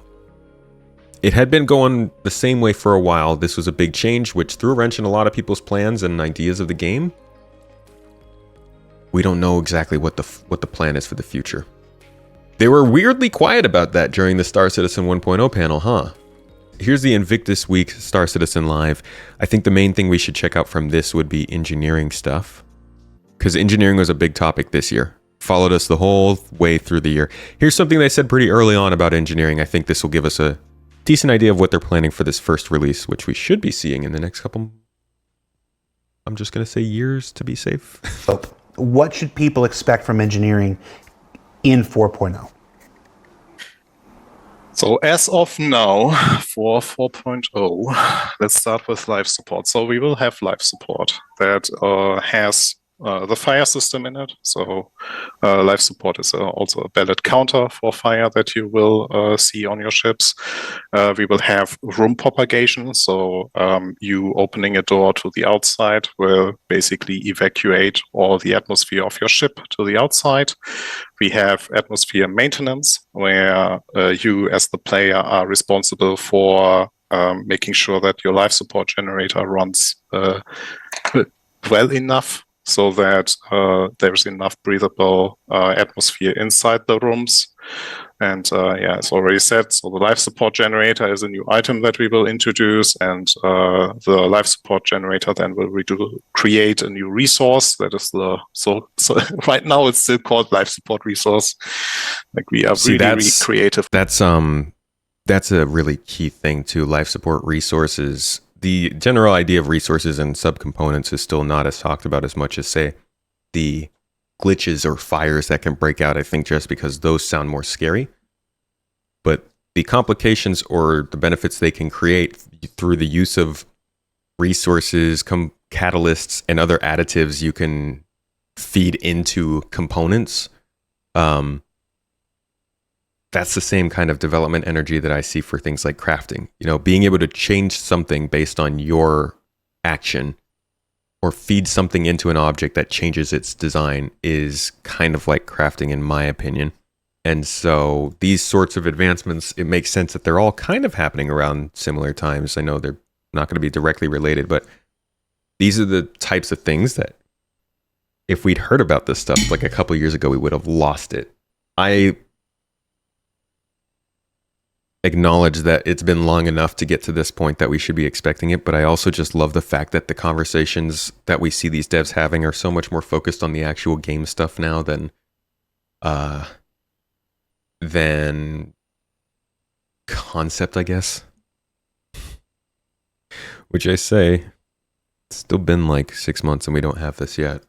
With names, there's a filter that is also a new item that is added as the consumable for the life support generator. And yeah, that's just the life support segment of the resource network release. Talking about engineering, here we have the power management that will be introduced. You were not able to see it yet in the Arena Commander mode because we were not ready yet. So especially UI is still a lot of work on us that we need, because we need to get it right. It needs to be accessible. It cannot be like this high scientific method of you basically measuring the joules that the power plant. No, we have to make it accessible. I want to crack atoms. Play audience. But still interesting for those that are really interested in those engineering mechanics. Then we will introduce the relays as the connection point between the items with the fuses. So these are already things that you even see in live in some of the ships that are already prepared. So for example, the Retaliator already has the relay boxes with the fuses inside. And in the Arena Commander experimental mode, you can actually witness their functionality. A huge thing for it is, so that's more on our side. So on the design side is the rebalance of items again. So, but we as already mentioned, we have now, with all the pre-work that has been done for 323, we have a very, very clear goal of what we want to achieve here. And that is we want to really facilitate like the items inside the resource network. So items should be more meaningful in ships. So we have a meaningful difference between item classes, for example, where there's a huge difference on the look and feel in terms of gameplay for the civilian and military components, as well as the grades. So this is our internal high goal for the release, that we have a meaningful difference there, so that players' choice actually matters here. And also what we want to achieve here is that it's clearer, the differences, so players understand what's the difference between a civilian and an industrial item more easily, and it's very clear to players what to pick for the journey they want to take. Something that, sadly I had a discussion yesterday, will not make it for 4.0 so as of now is the batteries. So we might push the batteries to a later release. Doesn't mean that they won't come. It just means they come at a later point because we want to. See, now I would want to see the batteries come in the release at this point, because this is back when they expected 4.0 to be by September. So if you were expecting to get all this stuff done, they're talking about life support, resources, all that kind of stuff. Again, they're optimistic, but that release would have been 3 to 4 months ago. So like I would hope that the batteries coming, if the patch is coming 6 months ish later after they were expecting, maybe the batteries could be in the patch. That'd be pretty cool. But we'll see. Like this is like it's such a crucial feature, and we need to get it right. And every time that we can spend on polish is better invested than actually forcing additional features in. So we rather would like to spend time in polishing the feature and then just making sure that everything is in. I think no one would like that everything is in there and it's not working or it's not working well enough. That's the best safe. phrasing I could come up with. I hear you, and I appreciate you sharing that with us. Obviously, when ISC comes back, So we'll keep touching in on engineering over the course of the year because that's just going to keep popping up. But that was back in May, what they were saying about it. Moving on, we've got May here. We're not expecting 1.0 at the same time as Squadron. Genuinely, I expect it quite a bit after. But as somebody said earlier on in the chat, as close as they can get to 1.0 by the time Squadron comes out, the best. Because most people do not give a flying if this game is an alpha or not. If they come in and they play Squadron and they like it, and they're like, oh, there's an MMO that follows this, let me go play it. And they try the MMO, they don't care if it's in development or not. If they try it and it's bad, then they're done with it. Like, we are a weird bunch of folks putting up with this much jank in a game. I know there's a lot of real games, like a lot of AAA real games. A lot of AAA games will say released these days with jank, which is why I think this game tricks so many people into thinking it's actually fully produced. But there is definitely a line between decent performing early access game and what alpha is, what Star Citizen is right now, and Star Citizen does not meet that. So they don't have to hit 1.0 by the time Squadron comes out, but it should be in a pretty solid early access, like practically beta feeling kind of status by the time that happens. In my humble tomato opinion. Doesn't mean it has to be that way. Okay, roadmap roundup of May. A couple little changes here, adding things to 323, I think. Oh no, these were just added to the release view in general. They put on there the MPUV tractor, the Ursa Medic, and the Saber Firebird. So around this time, we were learning that they were bringing in the new Aegis Saber variants, the Aegis Saber Raven variant, and giving the Aegis Saber Raven the gold pass standard. We also learned around this time that they were bringing in a new MPUV for tractor beams instead of just making the old one modular. Still not entirely sure what's going on with that. The following cards have passed their final review and have been toggled to committed for Alpha 323.2. So this was also around the time in May that we were realizing more and more delays were hitting these features. They were continuously not making it into the PTU, whereas other things were, and 323 was releasing, and we were up to 323.2. So it was like, okay, what's going on here? That was around Invictus Week time as well. And that was a little bit after this, I think. Let's hear what they have to say about the Ursa Medic rover. From the chat, we've had a couple questions about the medbed respawning. As far as, let me just rephrase this a little bit here. It says, did you change the medbed respawning just to sell more nurses? David, I'm gonna take this one because this one actually isn't some for you. Let's do Space Dad Light. Do we have Space Dad Light? Space. There we go. Hi, everybody. Space Dad here. The question, did you change medbed respawning just to sell more nurses? I went and talked to design director for Squadron 42 in the Precision Universe, Rick Porter. He was on the last Star Citizen Live. You met him along with Rick and Rich and JJ. They were the makers of the original medbed spawning system back when they were just on the actor feature team. Back then, which is about 4 years ago, their intention was for all medbeds to allow spawning, and just for some to be at this distance and some to be at this distance. That was their original intent. It didn't get in at the time because of this, that, or the other thing. It was 4 years ago. But now that they're gone to Squadron and they're back and they're now overseeing the development of the Precision Universe, it was one of the first things they wanted to bring back, and thus they did. Now, obviously, like anything else that goes into the Precision Universe, it'll be tested, it'll receive a whole bunch of feedback, it'll be adjusted as necessary. Maybe 50 and 20 is too long, maybe it's too short, maybe it needs to be 70 and 30, maybe it needs to be 30 and 10. And well, it's a thing just like anything else that'll be adjusted. But the one thing that they really wanted me to remind you of is Death of a Spaceman. Death of a Spaceman is coming.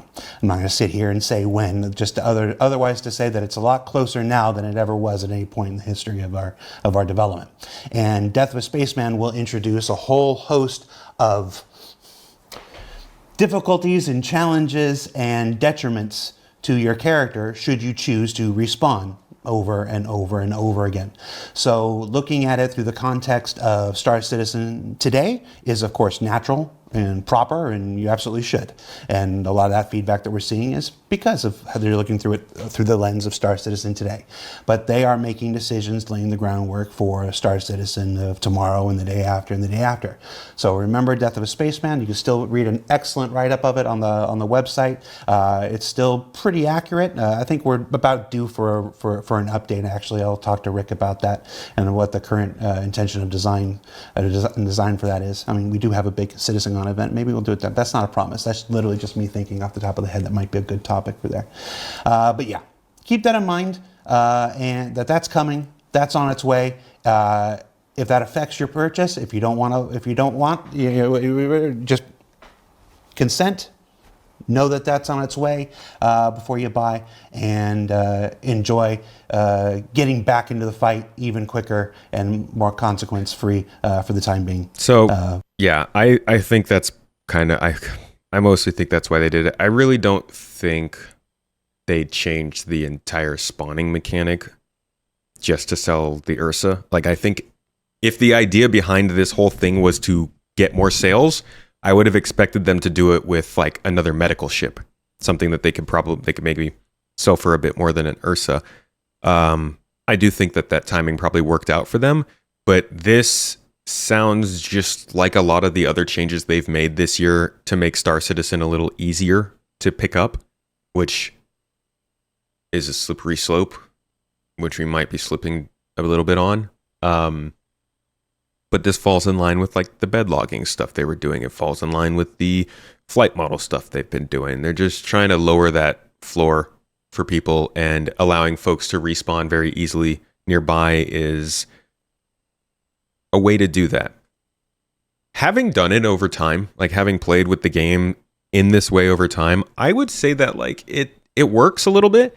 Because even though you can spawn and it takes away that idea of planning ahead and like being good and getting reset, there's still a solid amount of consequence for having to respawn.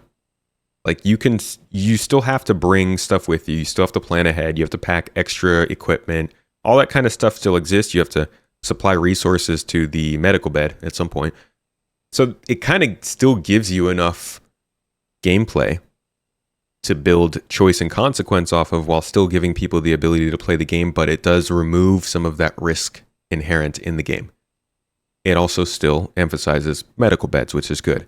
What would be crazy is if they were like, okay, you guys can just respawn at any bed. That would be pretty nuts. This at least still leaves some specialized equipment, but I think it fully depends on how the resource system works. All right, continuing on. We are into June, my friends, halfway through the year. Not the exciting half, that's for sure. Roadmap Roundup, what's going on in June? This was the announcement of 324. This was a big moment for the game in 2024. This was the announcement, I think. Yeah, I don't know when it was announced, but in June, we got a Roadmap Roundup that said the following cards are being committed to Alpha 324. It's called Introducing 324. Oh, I thought that was the release. June 19th. With Alpha 323.1 out the door, our team has shifted focus to closing out what we had previously called Alpha 323.2. Thank you, by the way, Lupod.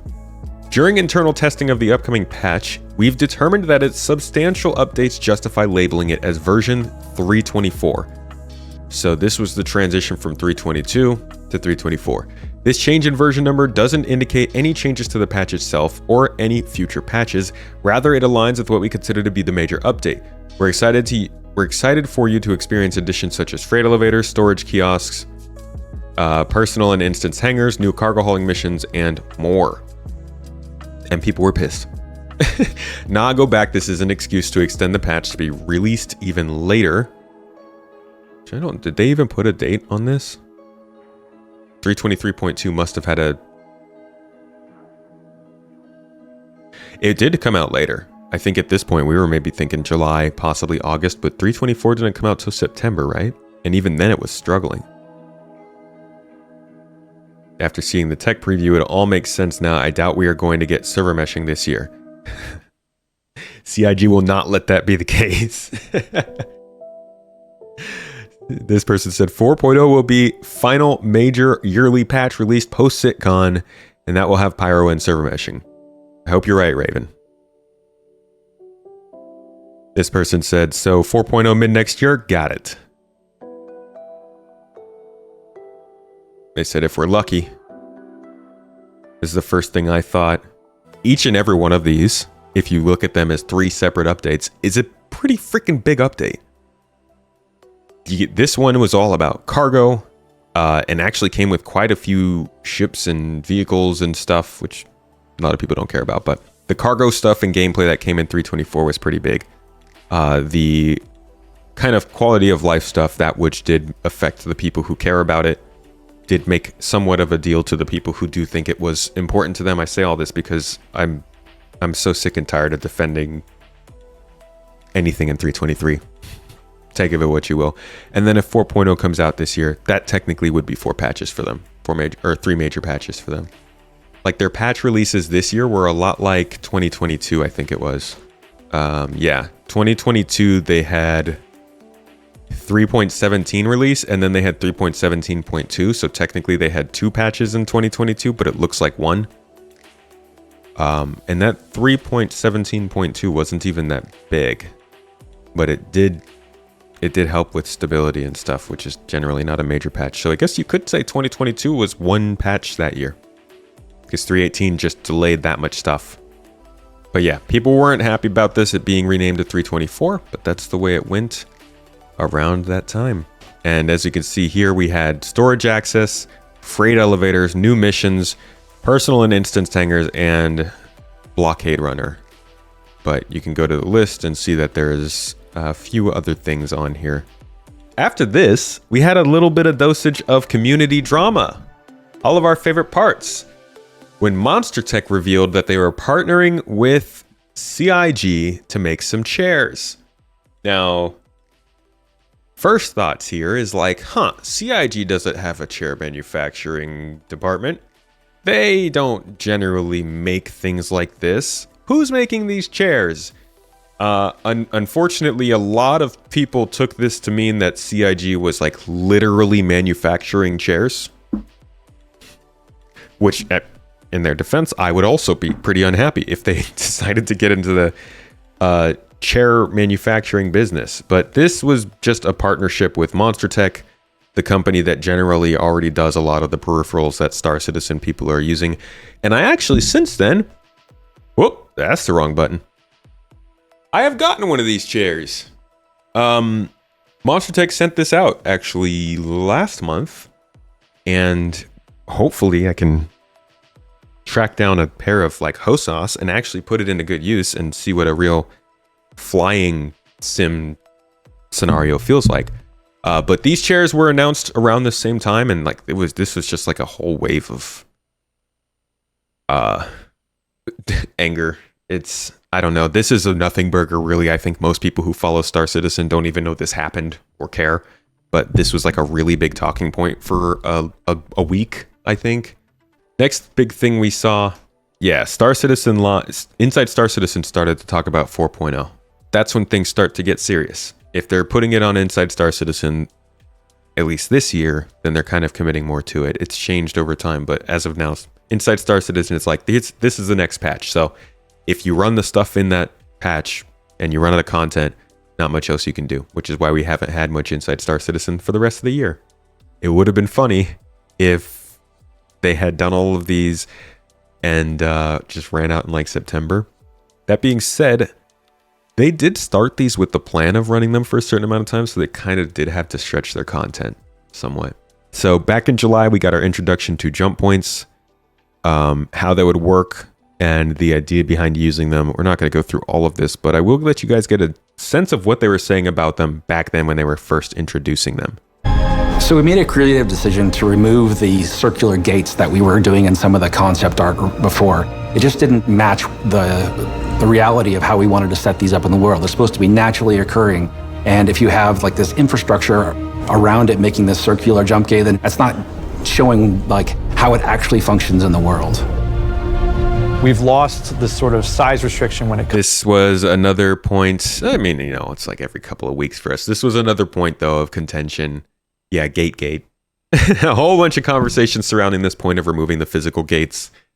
And being a part of the Star Citizen community, you recognize that this kind of stuff just happens almost like twice a month. There's a lot of contention around this decision to go with physical versus going more with lore versus like the change. I don't think there's any right answer of what it should be or should not be. It's all subjective, but this is the way they decided to go, and it leaves a lot of people rather disappointed.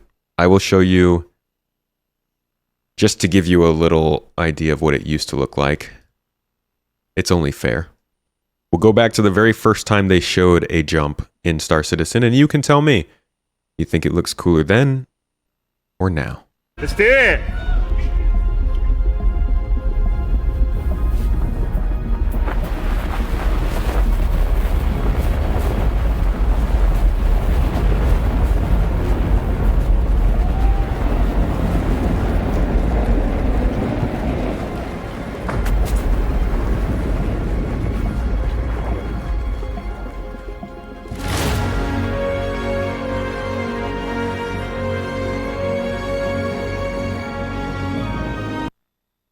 Right before things get real, can I just be really annoying and jump in here and say what we're seeing from this to what we do now, this debate about gates, even in chat right now, this whole talk about whether gates are good or not is such a fun example of how quote unquote open, however much you want to think about it, is the development of Star Citizen. This kind of decision would not have even known about it back with a different type of game. Not every game. A lot of games would share change like this, but like the traditional, we're going to show you it when it's ready to be done sort of game, would just never known they had gates in there. And I wonder how many things games have done that they removed during the production, and we were like, are you kidding me? That would have been so much cooler that way. But you just would have never known. Those are kind of funny points when it comes to this development mess. This is 2019. That's actually a super cool view. See that one? How good that is. That looks awesome.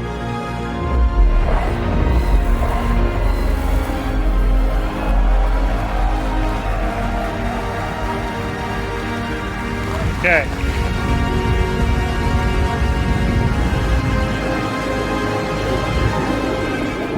Laggier there or right now? So going through a wormhole is a little bit like riding the rapids. You don't really have much. You have lateral control, but it's being on a current. You're being pushed on a current. That right there, that's it. Todd stepping in there is what. No, I'm kidding. I'm sorry. Yeah. And you've got to keep inside the boundaries of the wormhole. And actually, if Sam gets a little close, you'll sort of see interference on his screens. And of course, Stanton's just going away in the background, and Hera's coming in here.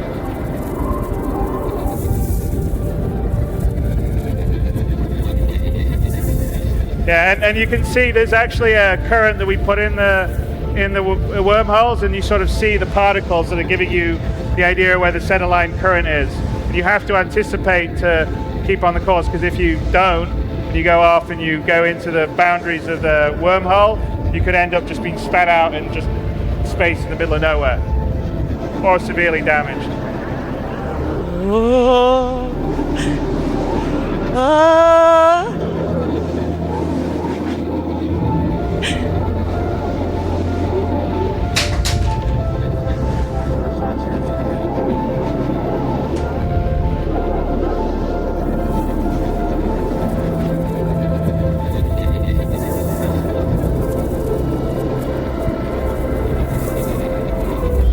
Imagine if this is where the jump point actually puts you out and your ship's just too big to get out of that hole. Oops. Go around, Glenn. Just dropping you in the middle of a giant space wreck. Makes sense. We are now in the pyro system, and we streamed out Stanton as we were traveling and streamed in Pyro. God, the freaking, I'm not gonna lie, you can tell from, there's a couple things that kind of show this is fake, but Jesus, the Pyro we got looks so much better than this. Yeah. In terms of like the clouds and the local surroundings. Could use a little more lightning. Sam. Intro to jump points. Now what they actually delivered. Not even what they delivered. This looks different from what we have now. Comes to permanent jump points. So the main jump points that lead from system to system will accept any size ship. Transient jump points are more ethereal. First you have to find them, and once you've found them, you don't know where they go. We like to call in the narrative team the Swiss cheese approach to jump points, which are smaller access points to the main tunnel. Those will still be restricted by small, medium, and large. So basically it opens up opportunities for smaller ships to kind of sneak their way through. A transient jump point may only be able to be used once. It may be a little bit more permanent, but you can never tell how long does it last once you find it. If people are looking to avoid scrutiny, we'll look for these sort of side routes to get into the jump. So these transient jump points, I'm hoping this is where they keep a lot of their original ideas for jump points. They've already said that these will be size restricted, so that's one original idea of jump points they removed. Again, another change to make Star Citizen more accessible. They've made jump points accept all ship sizes. These are the sort of backdoor jump points that explorers can discover. You can sell the location for. You can find it and use it to get into a system. And hopefully these will be like the ones where you can branch through them and find different paths. They're going to be more dangerous. They're going to be harder to navigate. You're going to have to be much more careful going through them because there's a lot more chance you're going to die here than in a normal jump point. So yeah, hopefully all those kinds of restrictions and fun jump mechanics are still accessible in these. A transient jump point may only be able to be used once. It may be a little bit more permanent, but you can never tell how long does it last once you find it. If people are looking to avoid scrutiny, we'll look for these sort of side routes to get into the jump point to bypass, security or customs or stuff like that. In 4.0, our first and only jump point will be the one linking Stanton to Pyro and Pyro to Stanton. Maybe the best way to share this design is simply to walk you through the whole thing. So we leave Lawville, we put onto our star map, and we set our course for the Stanton to Pyro jump point. QT there. And then upon arrival, you will fly down to the gateway station that's located there because you're going to want to make sure that you're stocked up for your trip into Pyro because Pyro may well not have the things that you're used to in Stanton. This is where a lot of our events in the org are going to be starting from now, is this space station. Just, it's better than starting in Pyro, in my opinion. Asking people to meet there is just probably not a good recipe. And onwards to what it's actually looking like and kind of the direction they're going in with it. Because what we're getting right now is still not really the whole experience they're going for. Gate in space that allows you to see the tunnel beyond and travel to your new star system. When it opens, you'll hear the space around the jump point being ripped apart and everything being drawn into it. A really guttural, swirling sound of all the space around the jump point being dragged into this one singularity.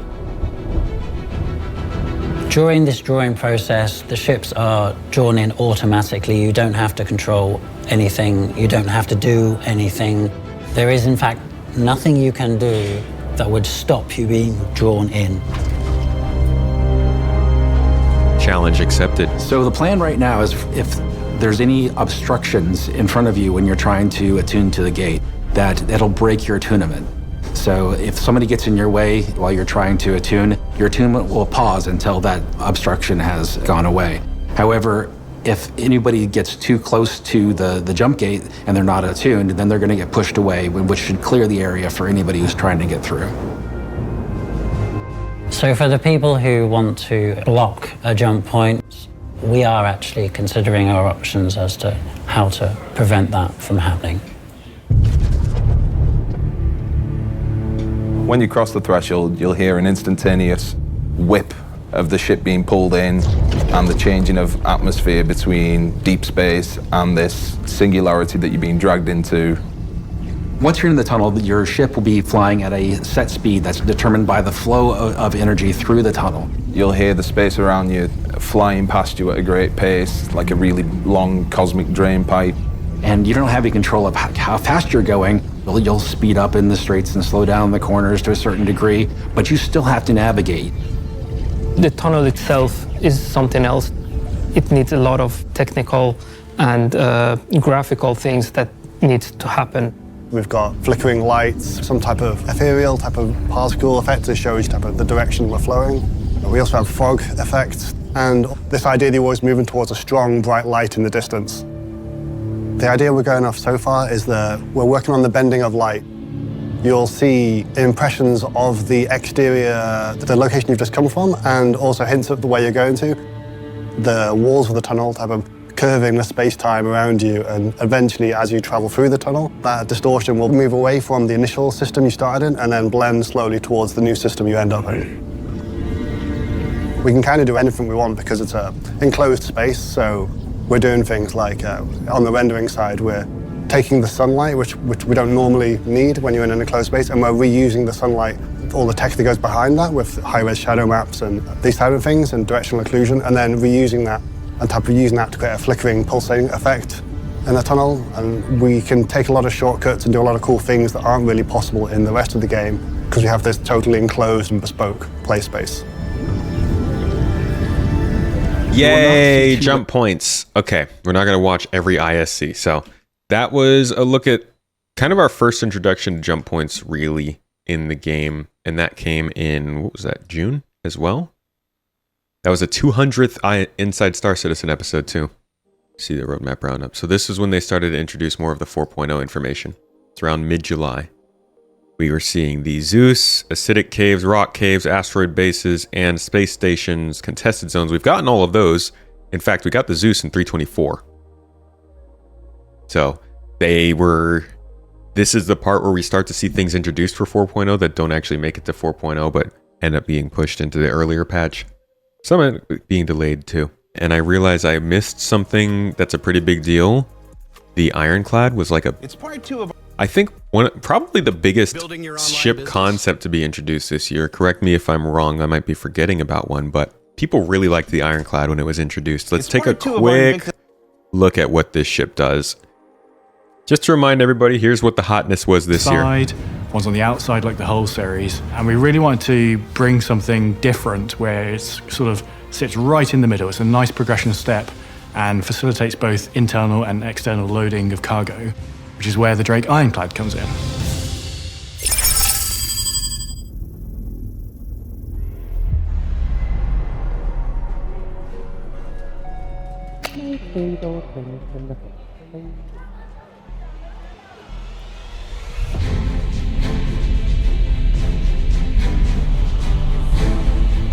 So the Drake Ironclad is the kind of next step up for Drake cargo ships. It kind of builds on what the Caterpillar brings, but in a much larger form.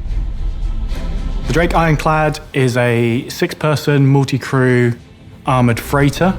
A large proportion of the ship is dedicated to the cargo bay at the front of it, which has both a front ramp for loading and unloading cargo and small vehicles on the ground, as well as a retractable roof for doing that in space with EVA as well. Little tight entrances to I think you can also ships. tell this is a very important ship concept release for them because they've got like art, they've got movement, they've got sound design. All this is like not even concept ships anymore. These are like concept slides, videos, I don't know, but you can tell they were really trying to put some juice into this one. Doesn't necessarily lend itself to when you're out in deep space and you're trying to quickly move some cargo from one person's ship into your ship. Really, you want as much kind of access to be able to do that as you possibly can. So by having this kind of much larger opening on top of the ship, it allows us to kind of bring cargo in much easier. So its role being a sort of armoured freighter comes from two distinct ways. One, the cargo itself is more protected. It's within the cargo bay that has the armoured roof section that covers it. So unlike, say, a Hull C where the cargo's on the outside, you can load it from the outside but then protect it with the Ironclad. It's also more heavily armoured than the Caterpillar, so it kind of gives a little bit more security to your kind of precious cargo. The exterior, very classic Drake brutish styling, a whole lot of engines and a lot of framework and quite thin structural elements support the rest of the ship. Very bare bones styling. It doesn't have lots of nice padding. It's all there and exposed, and it's really just sort of rugged and to the point. So the Ironclad is really three distinct areas. You have all the accommodation in the rear sort of third of the ship. The front 2/3 is really just this cargo bay with the front entrance and the retractable roof. And then you have the command module, which has seats for the crew, plus a few little jump seats for everyone else. Command module is there to steer the ship when it's attached, and the command module serves as the escape pod as well. The only time you really want to detach it is in an emergency. It's not designed to be your sort of primary ship flying around. It kind of gives you a little bit of a get out of jail free card if you're transporting stuff that is quite valuable, quite sought after in maybe some of our less desirable systems. What it allows you to do is kind of have a little bit of security. So if you're getting attacked or you're getting yourself into trouble, if you want to save yourself, you can kind of jettison your cargo and try and get out of Dodge and kind of get out to safety. And I think that's like a really important thing as we get closer to Death of a Spaceman. It's definitely a hunkin' Hulk. It's a pile of not junk that a lot of people are probably going to fly around and make a lot of money with. So that sold pretty well, but that was like I think the biggest concept we saw this year, and generally the tentpole release of ship concept, at least during the summer. Around this time, again, I don't know when the exact dates of these things are, but this was probably around July, we had another version of that same thing we saw at the beginning of the year, which was rewarding people for testing 322 in the PTU. Now we see it for 323. So they were continuing that trend of trying to draw more activity to people to continue getting in there into the PTU and testing and actually putting it through its paces, which I think traumatized everybody from 318. We had some FPS folks getting recognized, ship fighters, people who are doing medical stuff. Let's see, people who explored the most. What does that mean? Went to the most locations, like just enough POIs or something? People who were firing the most missiles?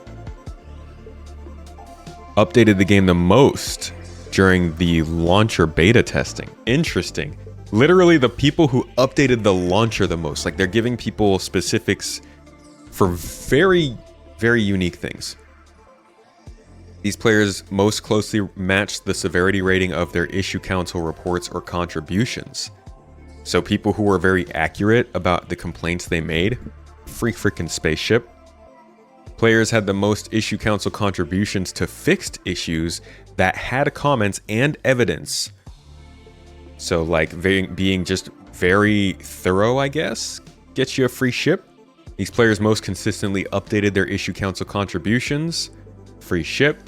These players had the highest amount of rate and ratio of issues they were created that were confirmed, free spaceship. So like this is definitely, they're not just, oh, you got in the game and killed the most people.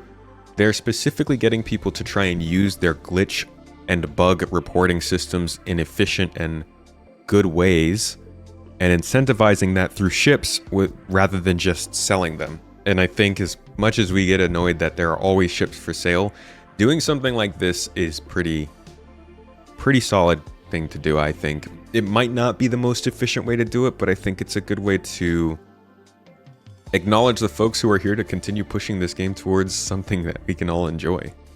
July 30th. Okay, so Ship Showdown started July 30th to bring us out of July and into August. We were in the grips of just like people not having the best time with Star Citizen this year. Who said operator modes weren't a thing? I mean, I had to put it on my video for a reason. It's definitely a question in a lot of people's minds.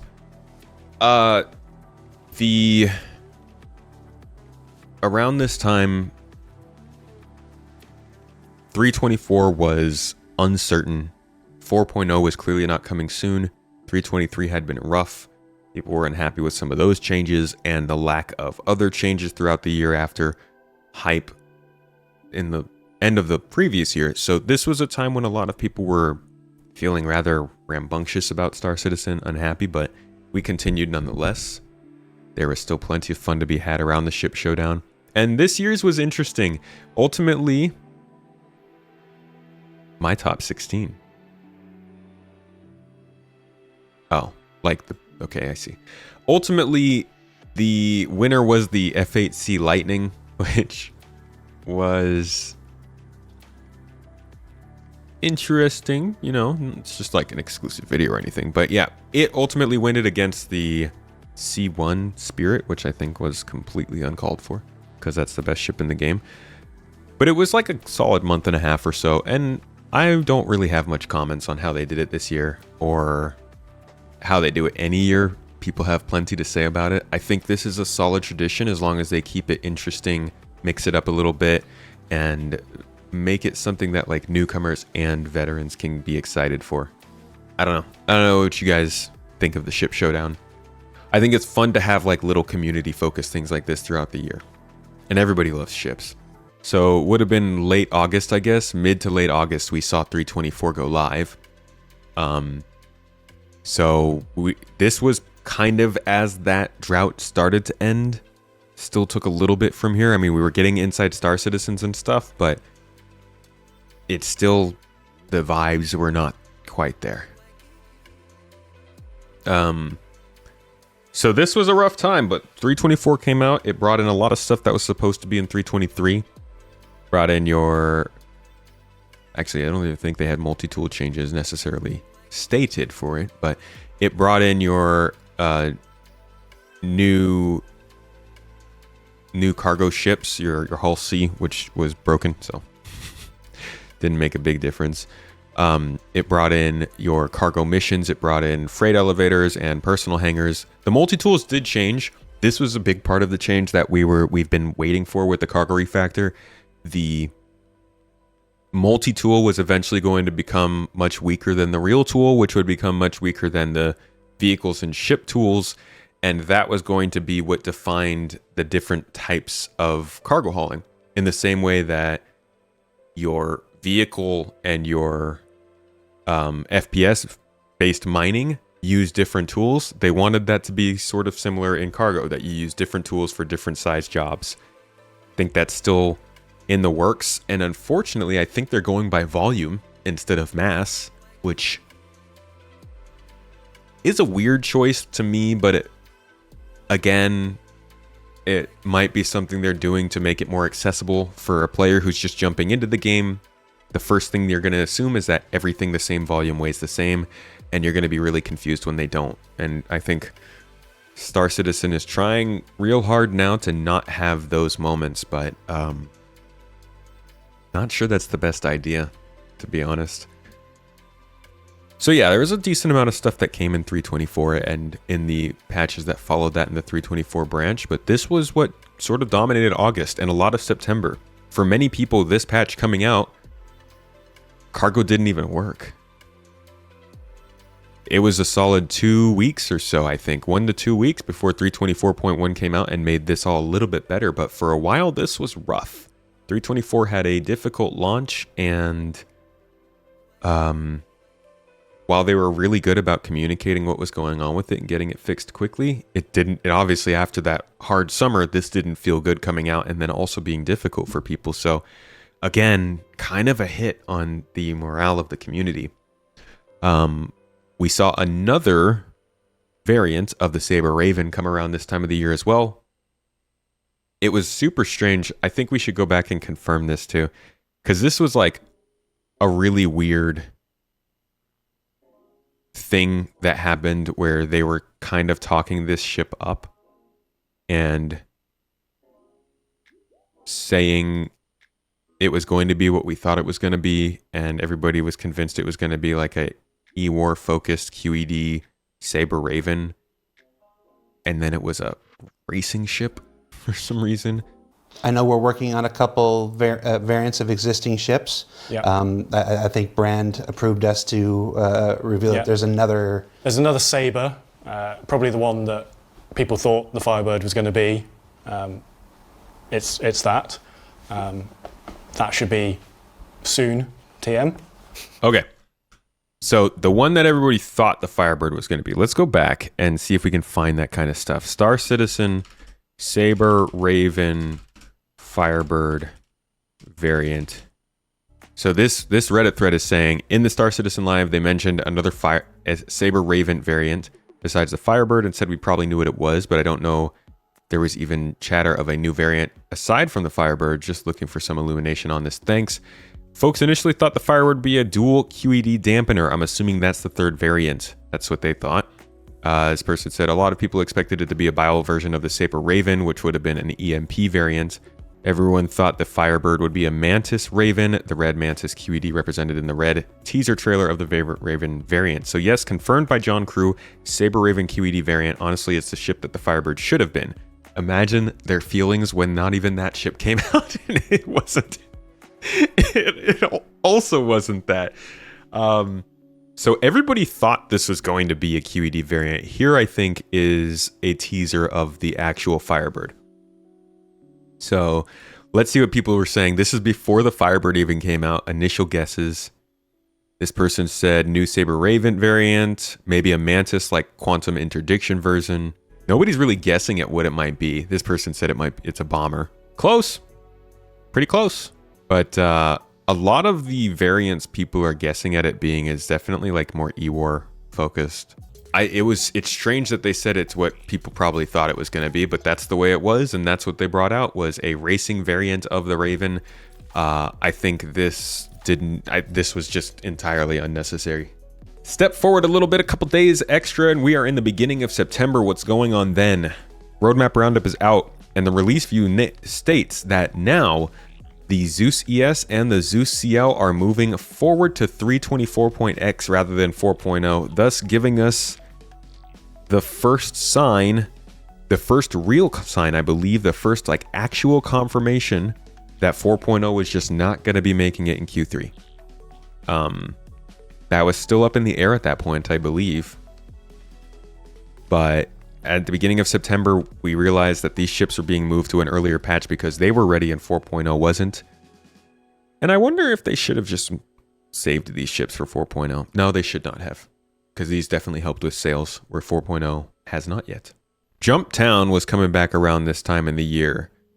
Had some new locations. Had multiple entrances, but I think that was already something we had. I actually don't remember what it looked like before this. But we had a decent time doing this in Jump Town this year. I think Jump Town is both going to get a lot of help and also suffer from server meshing. Because server meshing is going to give us more stuff to do in the game, which means less people will be looking for a dynamic event when it happens. But server meshing also means we'll have more people in a shard, so the folks that are interested in Jump Town can all be more centralized in one place.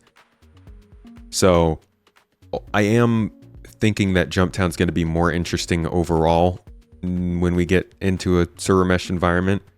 It'll be interesting to compare it to this last run we did earlier on in the year in August. Did anybody have good times during this run? Ah, yes. No, September was when the content drought ended. This is a very important video that came out in September that gave us a bit of an update on what was going on with server meshing and really set expectations for the rest of the year. Let's jump in and see what Benoit was saying. What are we testing for now? Why has the gap been so long between tech preview tests for this? And is this really working as well as we hope? Yeah. So the gap, I'll start with the gap, right? So later in the spring, end of spring, we did a couple of good tests that gave us a lot of good data, right? So what we've been trying to do on the meshing side is be a bit more pragmatic and methodical in how we approach the development. And so these tests really gave us a lot of data, right? Because of the way we conducted them, we were able to try different mesh configurations, look at performance, specifically on the hybrid, which is the replication layer of service, and to really be able to hone in on what we need to improve in order to get the scale that we want. And so what came out of these tests in the spring was that there was already things that were touching on the performance of the hybrid and the game server. So this is what we're about. We talked about this towards the beginning of this video, how they started their testing back in like March, April-ish time, and ran into some things that it seems pushed things back outside of the summer. I think that's what he's about to go over here. Server communications that needed improvement. And so this is what we call the components called the NMQ, the network message queue. Now that's there's a lot of chatter online about, there's a replacement thing and it's called, is it Rabbit MQ, whatever. No, so we're not even in that realm. We're talking about really the networking component that transmits data between game server and client, game server and hybrid and game servers. It's like this. Think of it as the communication library underneath it. So, like all games, that technology is using UDP transport to get eventually consistent updates out as fast as possible. Now, the network message queue had a couple of issues when it got a lot of data in a very short period of time. So these spikes would cause and that's what we saw in the final server meshing tech previews, was that when large areas would stream in and a lot of players would join in and leave at the same time, the network message queue could go into a tailspin where, think of it as a drain, right? And you're trying to push stuff in the drain, and at some point, if you exceed the bandwidth of the drain, then water starts filling up. Now, the way that manifests itself in the game is interaction delays. So, pressing F, trying to get in the ship, and it takes seconds before the system reacts. Powering on the ship takes forever. Now I'm not talking about the one-offs, because you can have interaction delay in your game based on your connection. That can absolutely happen. So it's influenced by your machine, your connection. So if you're playing on a 486 without the turbo button on a satellite connection, you might get interaction delay, right? But in this case, we're talking about widespread, like when an entire shard gets into that state, right? So that's what we saw in the tech preview, and so that we had to go a little bit back on the drawing board and actually fast track one of the refactors we wanted to do, which is the introduction of a replacement message queue. Now, we call it replication message queue, replacement message queue, kind of, we've basically called it RMQ. And so this RMQ is a new implementation of this that has more abilities to adapt to higher bandwidth and react to these large message pushes that happen when we start streaming large areas or when a lot of players are coming in and out of the game rapidly. And so what we're testing now is RMQ in a server mesh setting. So for you guys who don't know, 324, half of the servers on live currently run RMQ. The other ones are running NMQ still.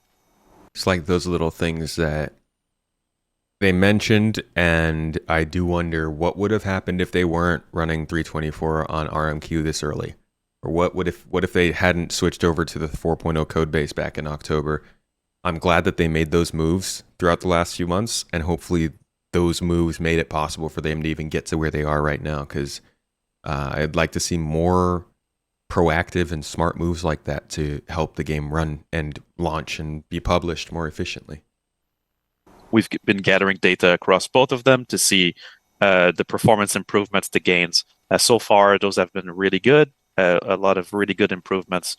And so now we want to test this in a server mesh setting. So what changes in a server mesh setting is that now the hybrid is going to manage more than one game server that simulate these key areas. And so there's more traffic going through the hybrid for this at key moments. And so that's what we want to test with this next set of tech previews. So what our hope is that the issues that plagued the 800 players last time, where there was a lot of interaction delays, right?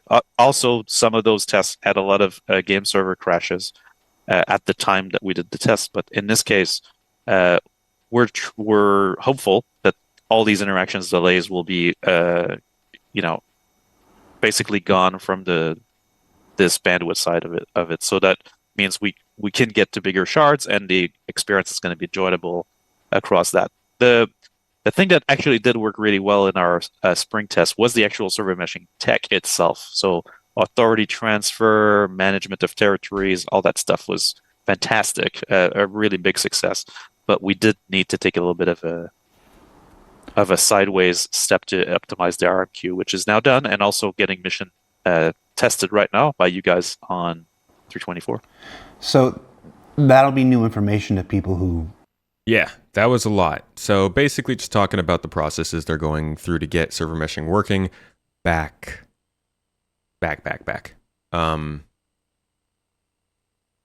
Throughout the year. We are just now seeing the final steps of that process that this was the beginning steps of, or kind of the mid steps of. Very cool, though, to look back on it. Here's something they were talking about with server FPS. How do we get the server frame rate up? Is it just refining physics? Is it buying bigger servers or better servers and just increasing the cost of running the game to an unmanageable thing? Does server meshing distribute the load across it well, and then that'll get us higher frame rates? How do we get server frame rate up? Well, so do perform a lot of physics calculations and a lot of physics simulation. That's the nature of the game, right? Thrusters, ship simulation. Like we track so many types of geometries in the physics engine. It's crazy. Like we have a really great physics framework in the engine. For sure, like the most immediate gain there is server meshing for sure. Like we've seen in our playtest significant frame rate increase across the board for areas because you have less physical entities, right? In general, so that means less geometry, less allocations, less simulation. Think of the server frame rate as a bunch of phases, right? And the engine is extremely well multi-threaded, meaning that we can do a lot of things in parallel. But the challenge there is always determining what we can do in parallel that doesn't have impact with other things. So what can we actually simulate that doesn't depend on anything else? And so that's true of entities. So when we do an entity pass or what we call an ECUS update, so that's every frame. And it's true of physics, and it's true of networking. So all these phases at some point need to wait at the end of a frame for everybody to be completed before it moves on. And so obviously this is all bound on entity count and also physical entity count. So server meshing from the top is going to reduce that count by a lot because you have way less areas to simulate. So less entities to simulate means that the overall wait time across the frame will be better. And so that's the first gain for sure, right? And then did you guys see? Look at over here. He's like, wait, is he on camera? Did I just get on camera? Oh crap. Across the frame will be better. And so that's the first gain for sure, right? And then we can control that granularity as our meshing technology moves up. We can control the zones, the size of the zones that we want to simulate.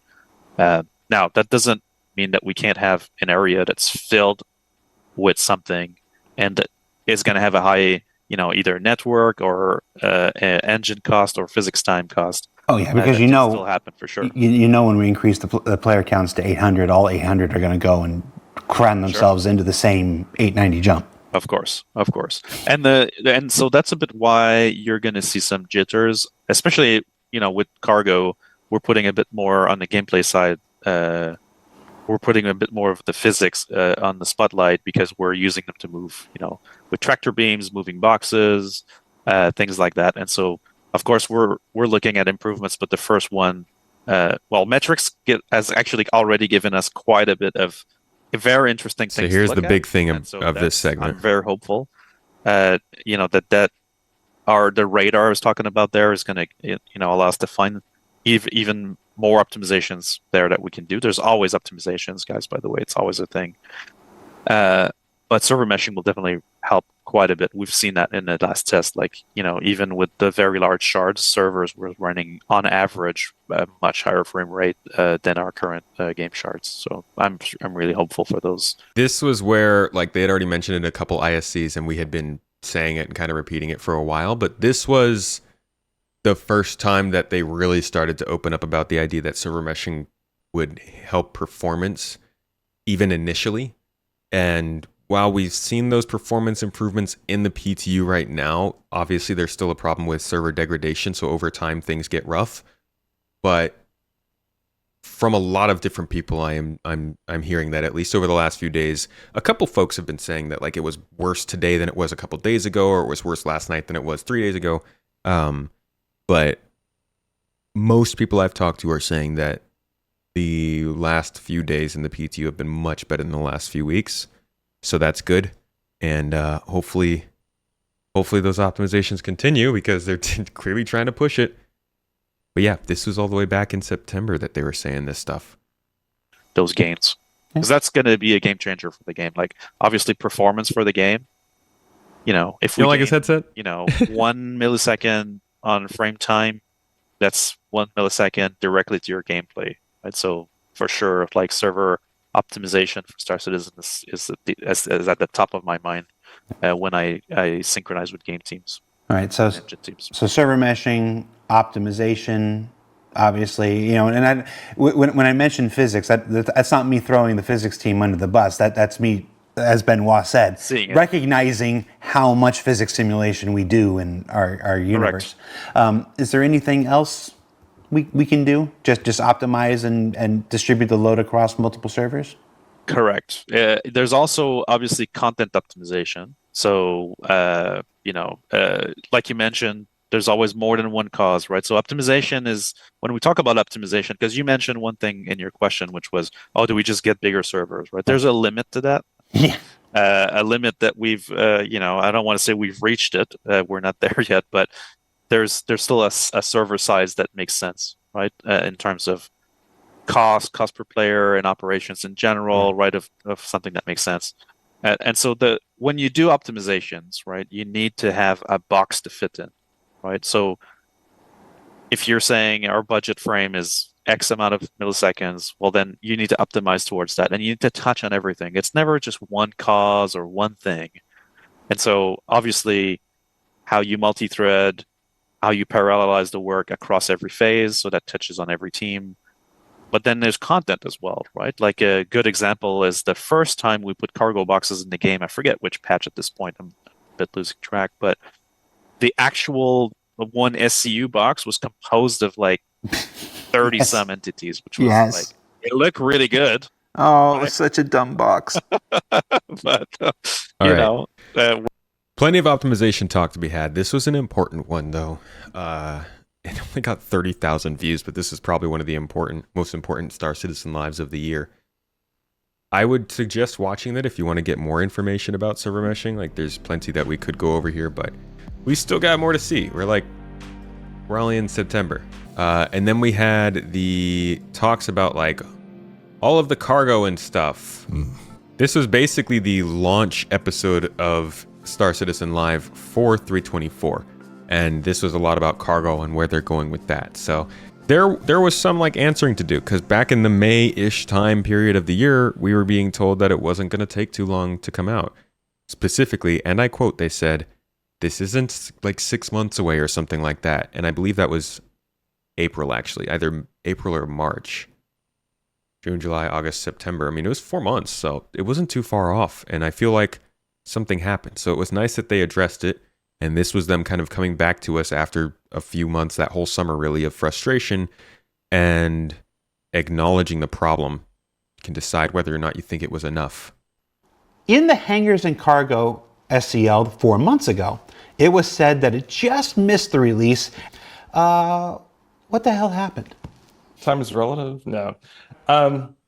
So a few things on that. First is, when I said that, first off, I do regret using that exact terminology. But to be more serious, when I said that, that doesn't mean we're really close to going live, right? So I think that's one thing to consider is that there's still the whole Avocado PTU live flow that we have to go through, and there's going to be a lead time to getting that out to players, like no matter what. So it wasn't like we were so close to just like pushing the button and being live. I probably could have been clear on that point. But on top of all that, there's a lot of things that happen even still, like, in between like what we would normally go, to live and doing further development. And in particular, some things that like ended up being especially problematic, like going long, was things in particular like ATC and transit. ATC and transit were two really critical parts of the whole hangar loop, of course, and the ship loading changes that we did with the ship loading platform. And unfortunately, like if you could ask me to pick two systems to not touch at all, it would be ATC and transit, because there are two older systems in the game. They're very complicated and they have lots of bugs historically. They're problem children. We hear this a lot, and God, I really hope we can get rid of those systems or replace them soon. The transit unfortunately got delayed out of 4.0, but even ATC, I'd love to see that changed up. As systems. So we knew coming into this that it was going to be a risk making changes to those systems. And what turned out to be, I think, more of a problem than we anticipated is that like once we started getting like wider testing, those systems really buckled underneath load in a way that we weren't really seeing internally. I'm gonna be the Oracle of Star Citizen here for you right now. This phenomenon that he's telling you about, where a feature is set to come out and there are optimistic expectations for it, and then it releases and then it buckles because it doesn't do as well as they had hoped, and then it slows down the development and maybe a feature gets pushed back or delayed and people get frustrated. That happens every quarter. It's people say it, but it really should just be built into the messaging when it comes to talking about these features. So we would, if anybody was on the PTU, for example, whenever we first started going out, it would be rocky. We put out some fixes, bring in more players, and then the thing would fall over. And as a developer, to make it more frustrating, fall over in a way where not only could we not reproduce it, but our own QA oftentimes couldn't easily reproduce it, or if they could, there wasn't like a coherent understanding about like what the fundamental cause was. So for those kinds of issues, we had to get creative as far as like understanding what was happening and like what to do to address it, because again, like we couldn't really consistently or fully understand it. So we put in a lot of diagnostics, a lot of telemetry, try things, and then eventually work towards a conclusion on what the actual fundamental problems were. On top of that, like I think there was kind of a consideration with those systems about, right, we're going to go in here, we're going to make some big changes. We know we have to in order to make all of this hangar stuff work. But these are kind of older systems. Do we rewrite them? Do we, largely refactor them, or do we try to keep them largely intact, but with the smaller changes that we need, hopefully smaller changes that we need to get us out? We wanted to hit the release date sooner, so we made the call that we were not going to largely refactor or rewrite them for this release. In retrospect, I'm not sure, like if I could do it again, I would be interested to know, would it be longer actually if we just decided to just rewrite them or refactor them first? I mean, they're still working at that. Like the ATC and transit refactors are still not done. So would that have delayed it all? That we already are planning on doing just that. And in fact, transit is already in progress with the new version, which needed to happen anyways for server matching and all this stuff. So that's good. And then ATC as well, we already have plans on how to rework it and to make it just fundamentally some of the problems at play here, because ATC as a system is so like centralized and it keeps a lot of state internally in a very centralized place.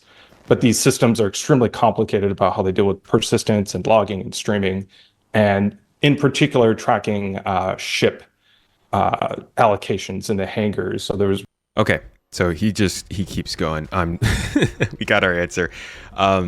There was just a lot that delayed them on that feature, and it happens, but like that was like a solid 3 to 4 month delay. It really bothered people. So that just added to some of the frustration during that time period. But this also, like I said, was the beginning of there being no more real information drought. So people were into it. Around that same time, the Blockade Runner event was starting up finally for the first time. This was an event that we were waiting for all the way back in... Well, we had this originally as Ninetales Lockdown back in, I think, 2020 or 2021. And then last year they showed us a preview of this as it was supposed to be a near-term event, but it took a little while to come in, and it finally did. I don't know what you guys think. I had some decent fun with this, but I think there's still just, without a lot of game systems in Star Citizen, these kinds of events end up being a very one-task sort of thing rather than an event that requires you to go in like fully ready to handle all problems.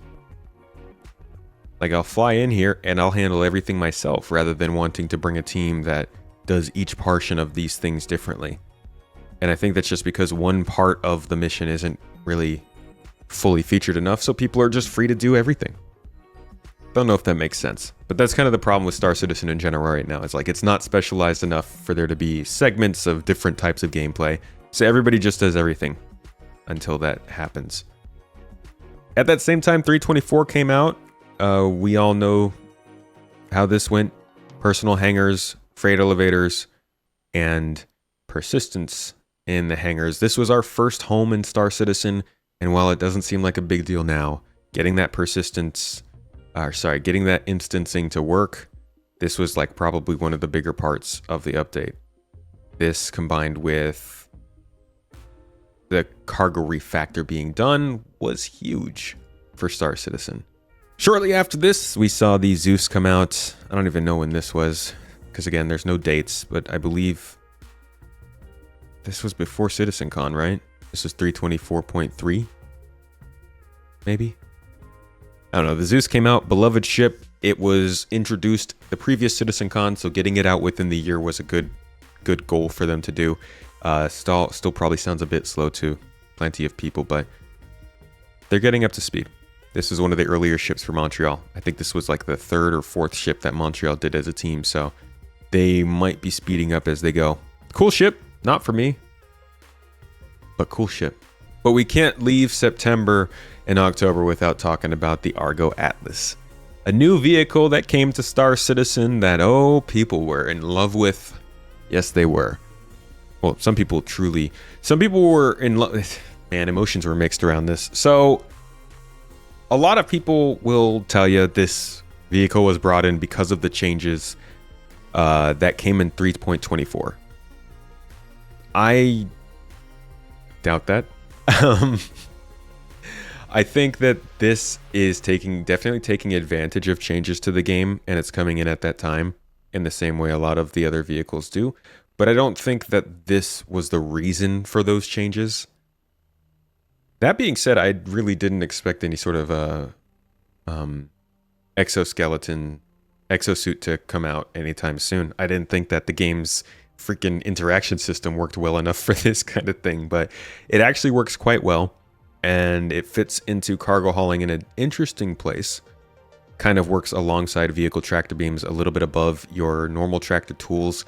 It comes with a different style of moving the boxes around, and that was a big part of the controversy as well surrounding this. So for those who have never used it, the way that tractor beams generally work is you point your gun at it, you press the button, and it picks it up. It doesn't do anything else besides that. Then you control how close you bring it, how far you push it, and where you aim it. With the Atlas, what you do is you aim the gun at the box, press the button, it picks it up, brings it to you, and holds it above your head.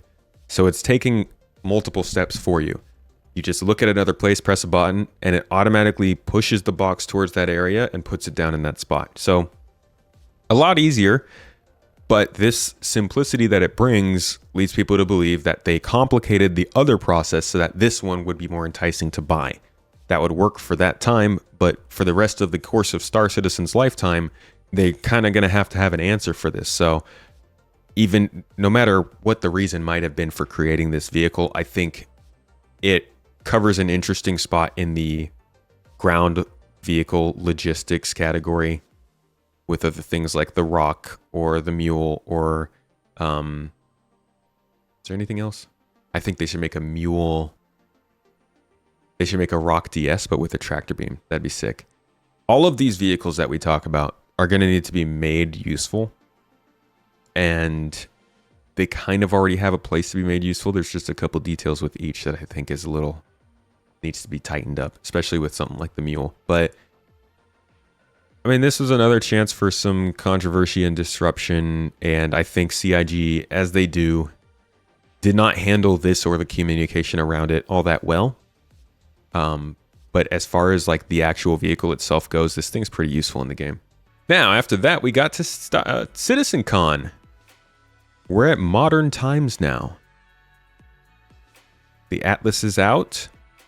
And then we saw an Inside Star Citizen about engineering. And then the Zeus came out, and then CitizenCon.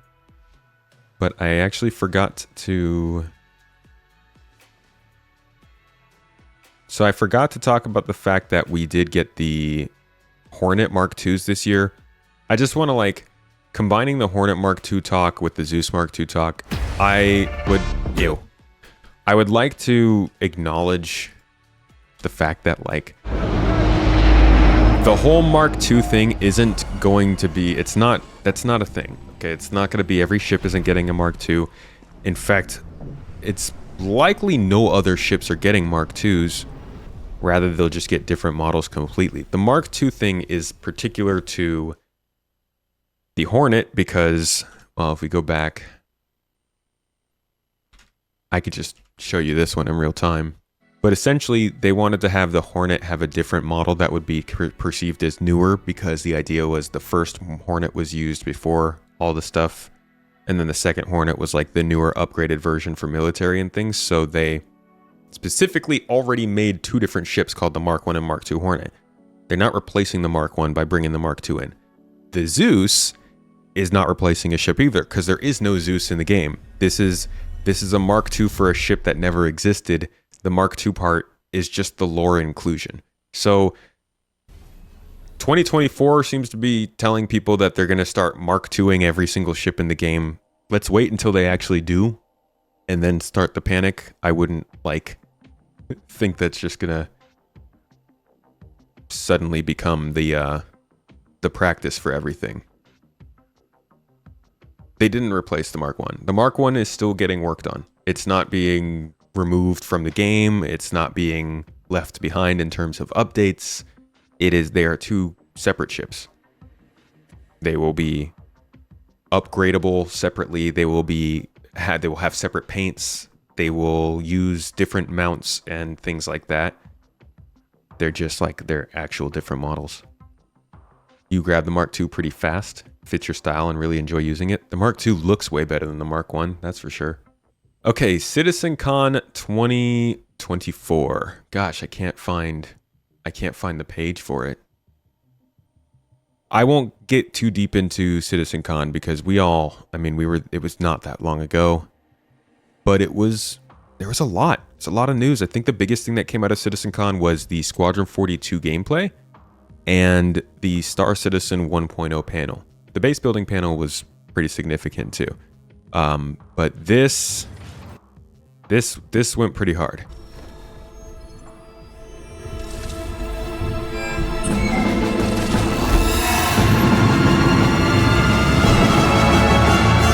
All right, people. 5 seconds out to the fray. Form up, Cal. You got point. Copy that. Tally's on me.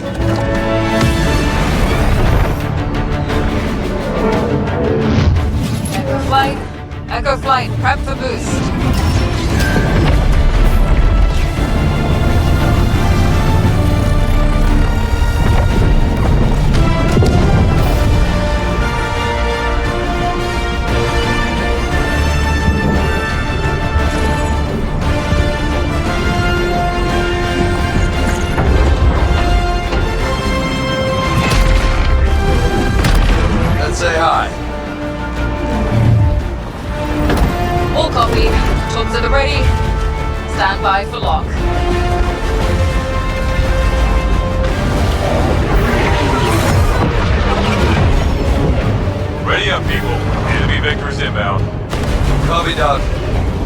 cover, I can make a run at that shield, Jenny.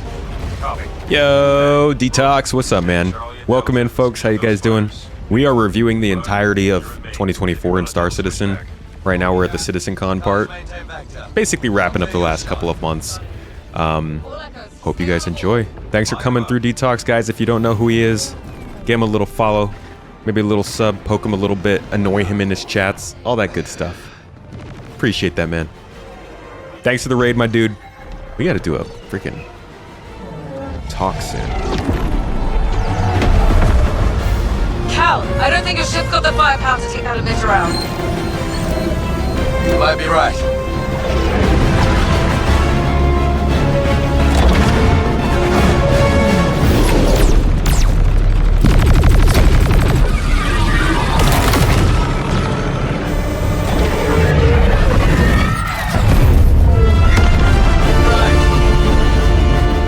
Shield softened up.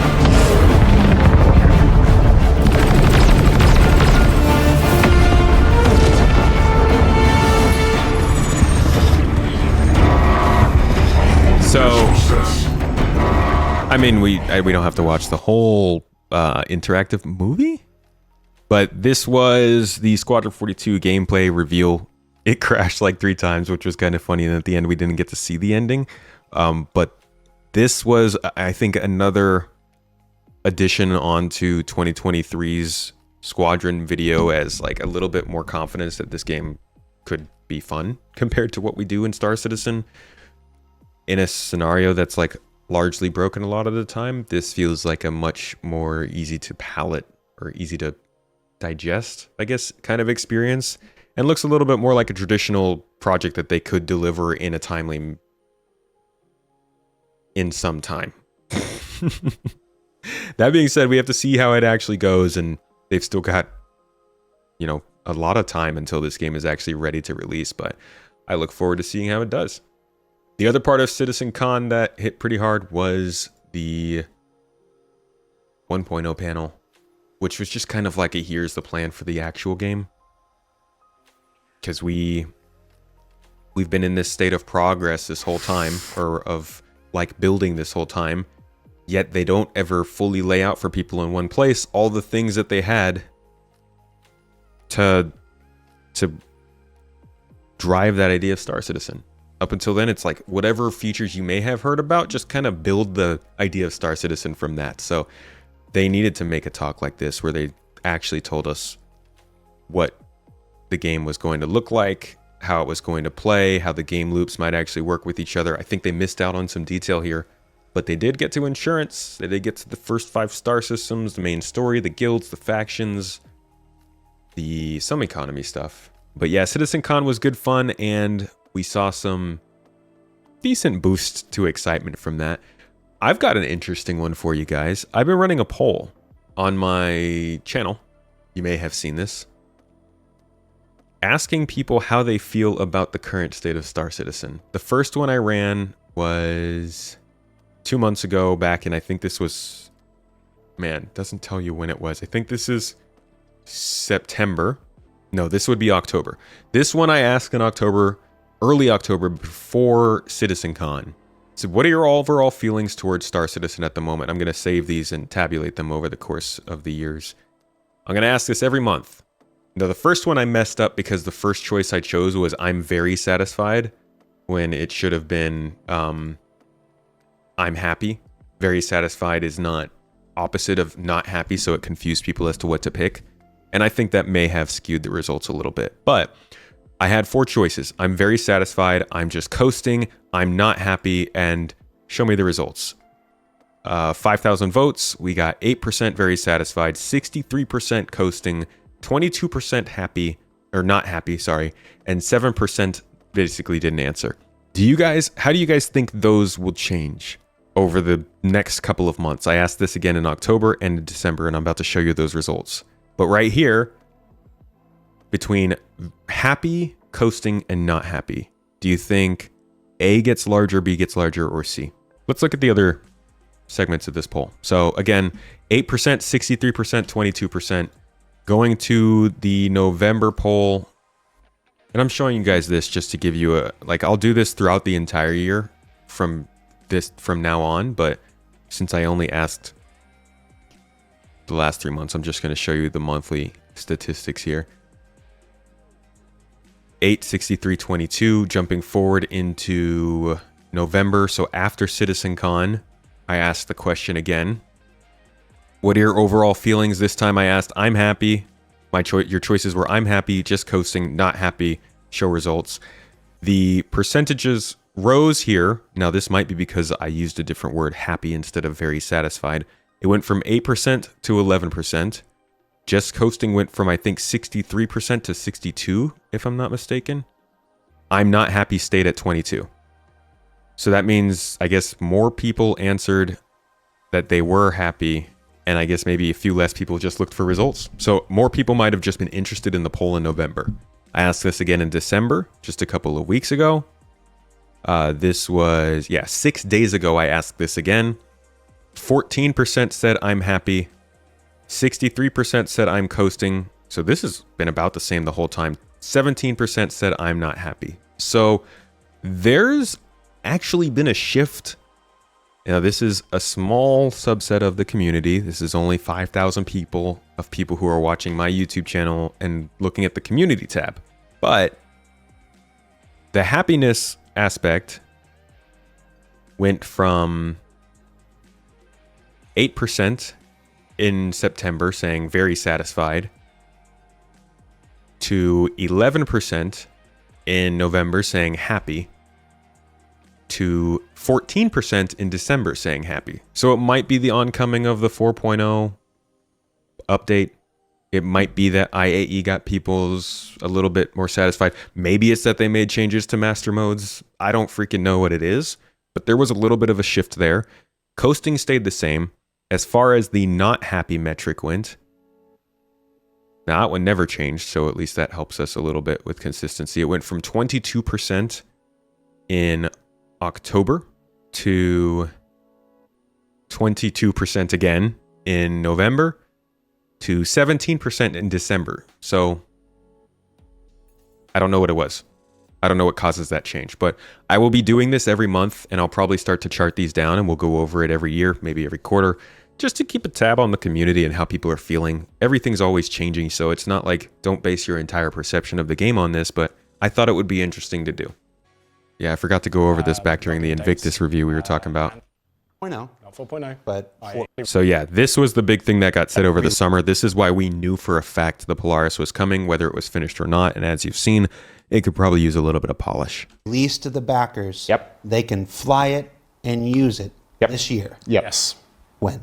Which one on the camera? I'm going to recreate what we'd filmed for ISE. That's now redundant. That one. You're looking at this one. That one. So the Polaris is going to be flight ready, fully released at IE this year. So IE this year, not 4.0. Not 4.0. But IE. whatever the patch number for Invictus is. Yeah. And you're ready to go on record for that. What happens if you don't make it? It will come out at IE. What happens if you don't make it, Ben? Well, he's my boss. It will come out at IE. That's like basically trust. It'll be broken or it won't be, but it's going to be out.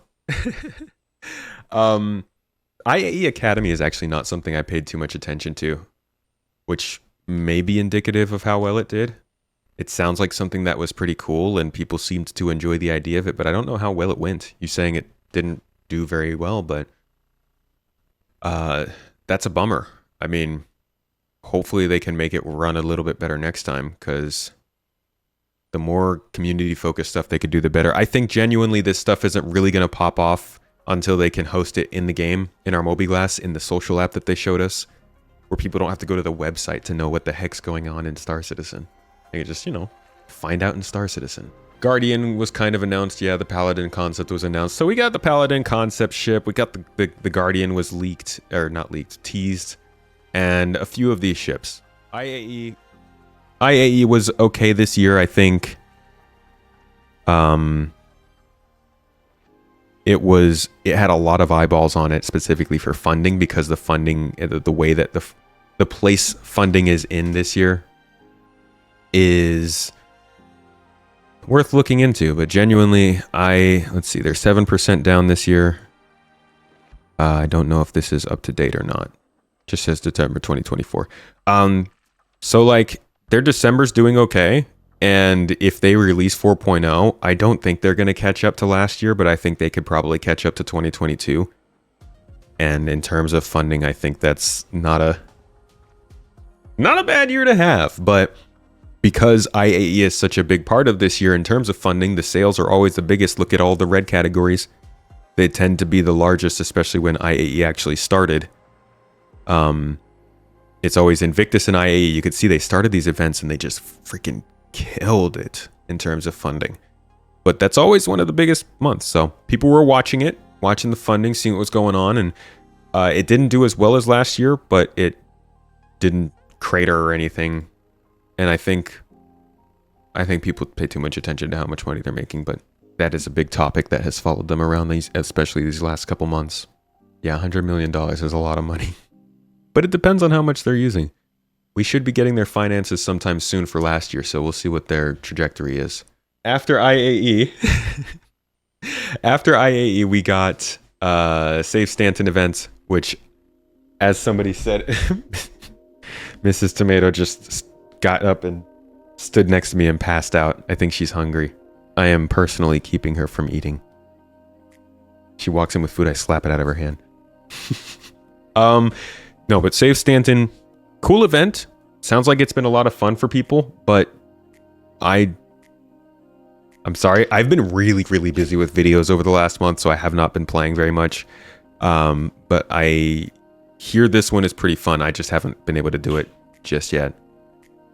So I can't really comment too much on it, but it's another global event, and it's good that they're now getting a solid catalog of global events that can run throughout the year that offer distinctly different experiences and can attract people back to the Stanton system. Maybe if they find people are spending too much time in Pyro or something, they want to tip the scales. But this is a cool one because it also gives you an in-game reward, something they've been starting to do a little more over the last couple years.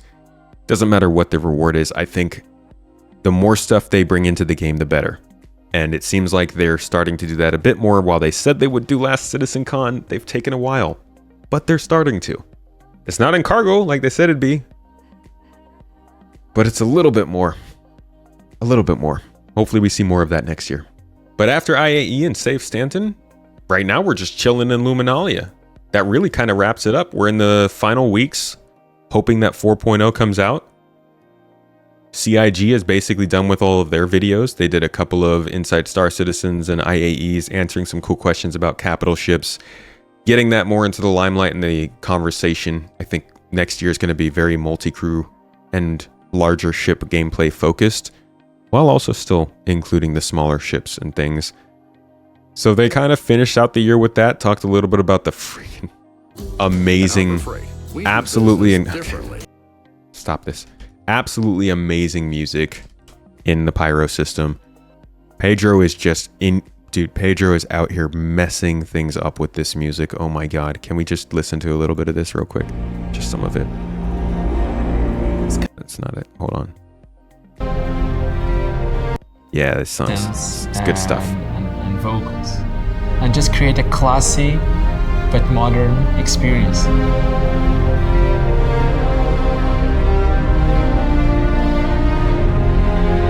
There's some eerie sounds in it, but everything very subtle. I don't want people to feel, oh, this is so beautiful, or is it so scary?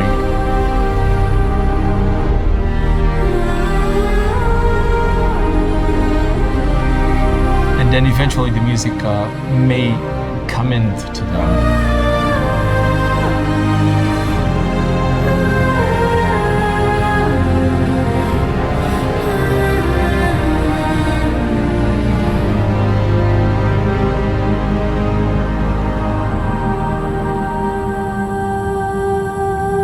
Okay. One more. This one's really good.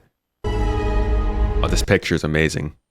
I think I'm going to put this in my thumbnail in tomorrow's video. If I can get tomorrow's video done. What time is it? Jesus. Okay, one more song, I promise, and then we're good. So good. Art that was done for that world. Listen to this.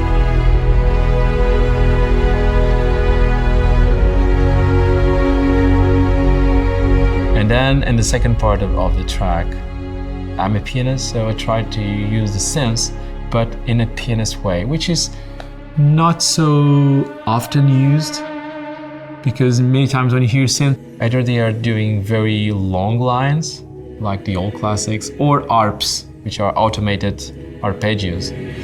And I try to do it just freely, without any tempo. Just me playing the synth. This next part is like the perfect combination. It gives me like, I don't know what it is. It's like if you took, I guess the like chanting voices kind of have a lot of the sounds you'd hear from like Elder Scrolls Skyrim's soundtrack. But then the vibes this hits, the part we're about to hear, I don't know what it is about it, but this is one of the most engrossing, like space-based songs I've ever heard. I love it. I want people, when they go to Pyro for the first time, I want people to feel that it's a completely new system, and it's a beautiful system.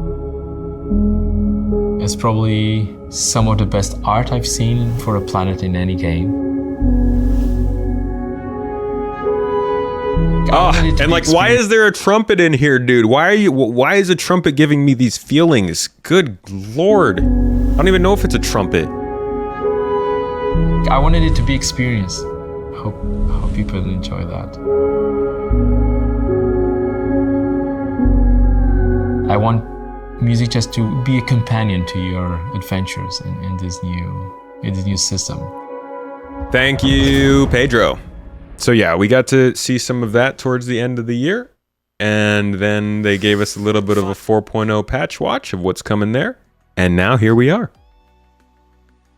We are waiting for 4.0 to drop. Hopefully, I think it's going to be this Friday. And then we'll see if anybody stays over the holiday to keep it from break. I mean, somebody has to obviously be there, but we'll see how much they put into keeping it running over the holidays. If they do, they better be getting paid. But we will be reconvening probably around early to mid-January. I mean, I'll be going. We'll be doing our streams and videos consistently for the next couple of weeks. We'll take a couple days break here and there, but until probably this time next month or so, CIG is going to be away without any news. We'll see what happens with 4.0. I will be right here with you guys next week, probably after our first weekend with 4.0 running live. We will touch base and talk about, it's going to be Christmas Eve, so maybe I won't do that one. We'll see. But it'll definitely be a chance for us to talk. Yeah, Christmas tree stream? Christmas Eve stream? Okay. And we'll talk about it, how it's going, whether it's dying, what's happening with Star Citizen, and if it's going to get any better. This has been your Year in Review 2024. CIG didn't do it, so I thought maybe we should give it a go. Hope you enjoyed this. It was a freaking long one, that's for sure.